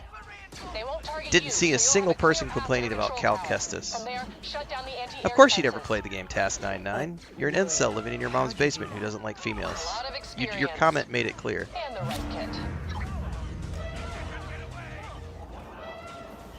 No hiding now, Nix.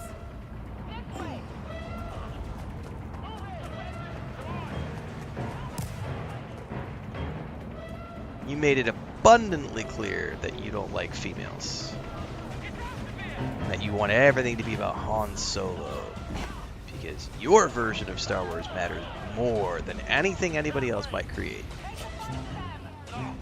Very typical of a certain crowd.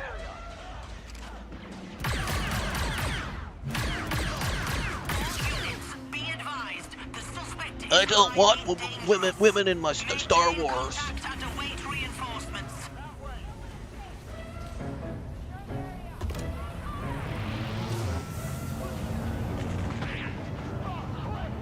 Nix, get to cover.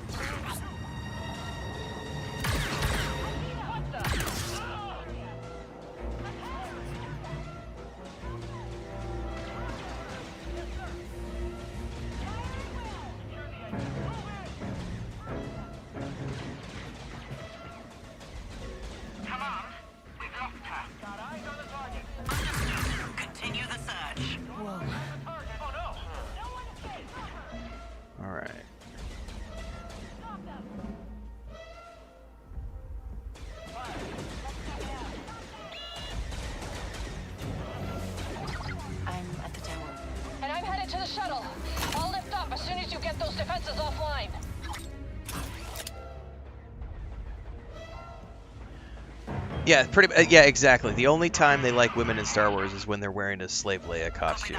That crowd is so predictable. Like, if it ain't got big anime titties and wearing a bikini, it's not an actual woman. Oh, that kind of made me throw up a little bit, guys. We're going loud. Honestly, it made me throw up a little bit to even have that sentence come out of my mouth. Ugh. Yeah, Mickey, I didn't know movies were gender specific either.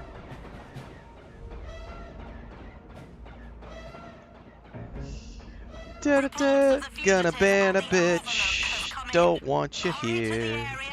You're a misogynist, we don't want you here. Stay sharp, Nix.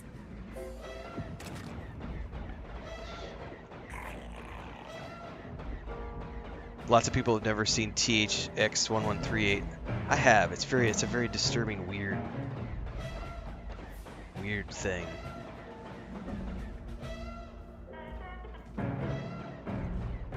We are doing this the hard way. Yeah, it's because I got busy talking instead of not paying attention, and I got seen. Attention! Active fugitive reported in your area. Keep looking. She's going to be taken out. I think we managed to get both those guys. Yeah?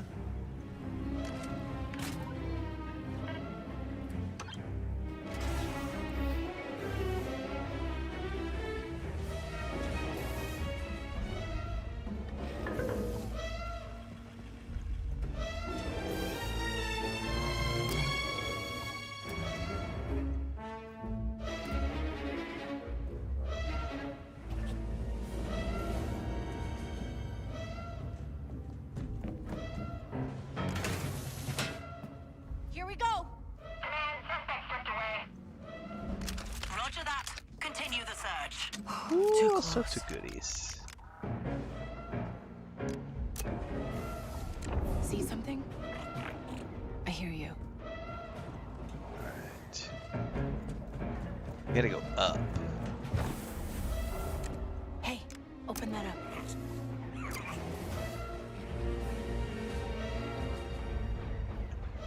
Crawl over here. No, that's just lit over there. Is there like an elevator? Ready, Nix? That is not where I want to go. Units, the fugitive was seen at the Overlook. Engage target on sight. Didn't sound good. There we go.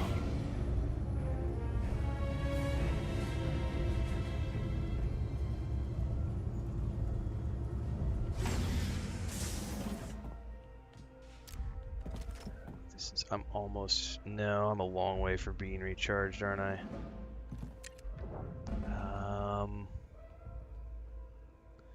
Damn it, there's no good way to do this. All right, Nix. Go get him.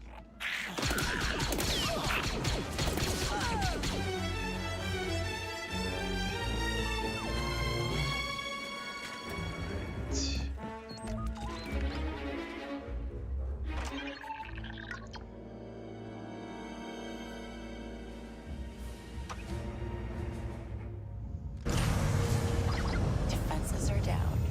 Then I am off this moon. Call me when you're out of there, Bess. Understood. Continue the search. We lost him, Nix. Get ready, Nix.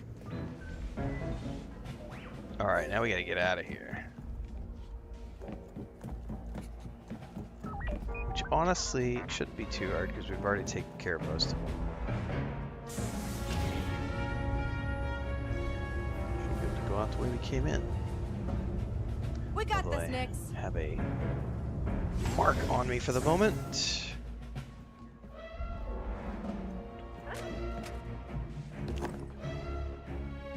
Fugitive has been Open the door, Nix. at the Overlook. Proceed to the area and eliminate them. Can I get out there? Carbon scoring on the window pane was a nice touch. Yeah, there's some really good little details in this game. Like the art direction is so good.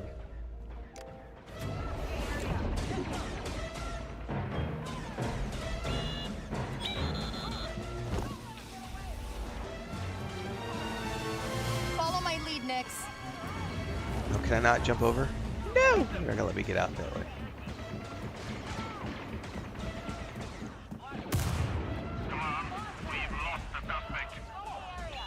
Roger that. Continue the search. Somewhere over here was the way I got in. Right there.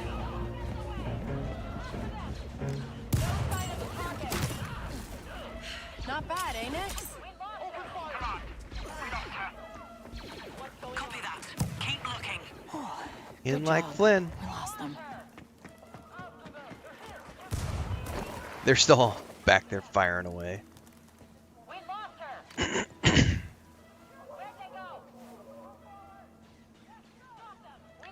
We're just gonna sit here, admire the view, let them shoot each other in the background.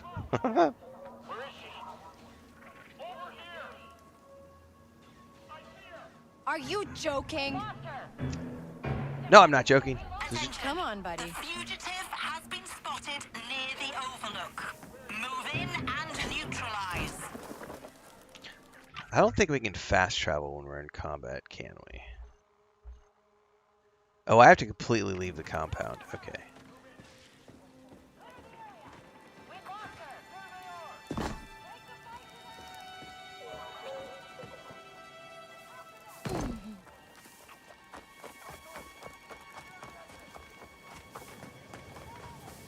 Oh man, there's troopers right there.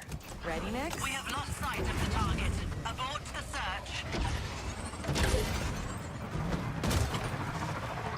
Isla, I made it out. And not in cuffs. You said you were looking for better slicing tech, right? Oh shit, I don't have the speed to make that jump. I have an extra stash with Zenth. It's a pretty nice one, too. I'll tell him to meet you at McCall's.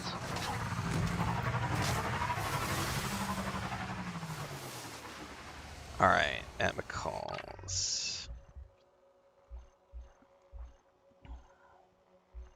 The gambling parlor.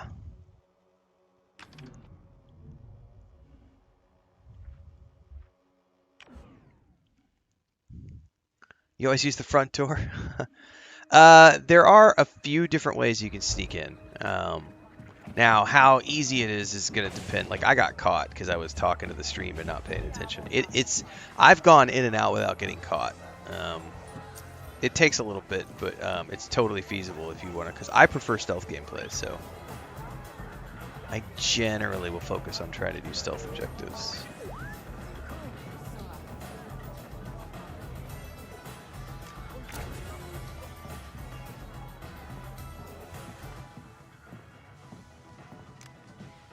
So, Isla said you have a slicing kit for me. Just take it so I can get back to my district.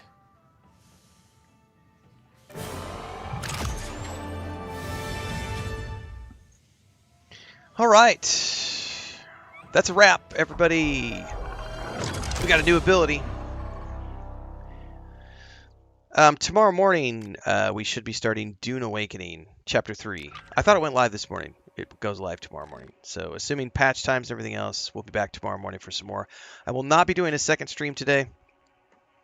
Chris and I have a doctor's appointment at 4 o'clock, so I will not be in the office at our normal stream time this afternoon. Rawr. Bunch of videos going out on YouTube today, so follow along there. Wherever you're watching, don't forget that everything in between happens on the YouTube channel, so stay tuned for that. We did some rerun episode tests last week. In the evening sessions, we'll be continuing to do those soon. I've got a bunch of footage that I got to start cutting over the next few days. We should be able to start airing some more reruns at nights here in a day or two. The rooftop expansion at our house was finished yesterday, so I'm going to go out in a few minutes after breakfast. I got to go put the ladder up. Chris and I are going to go up top. I'm going to record a video for the Homestead channel. So if you're not following along with the Homestead YouTube channel, make sure you get into our Discord. There's a Crafts, Travel, Pets, Homestead channel where you can find more information about that kind of stuff. And then I'll see everybody tomorrow morning for some Dune Awakening as we get into the new release schedule for 2026. Have a great day, everybody. See you next time.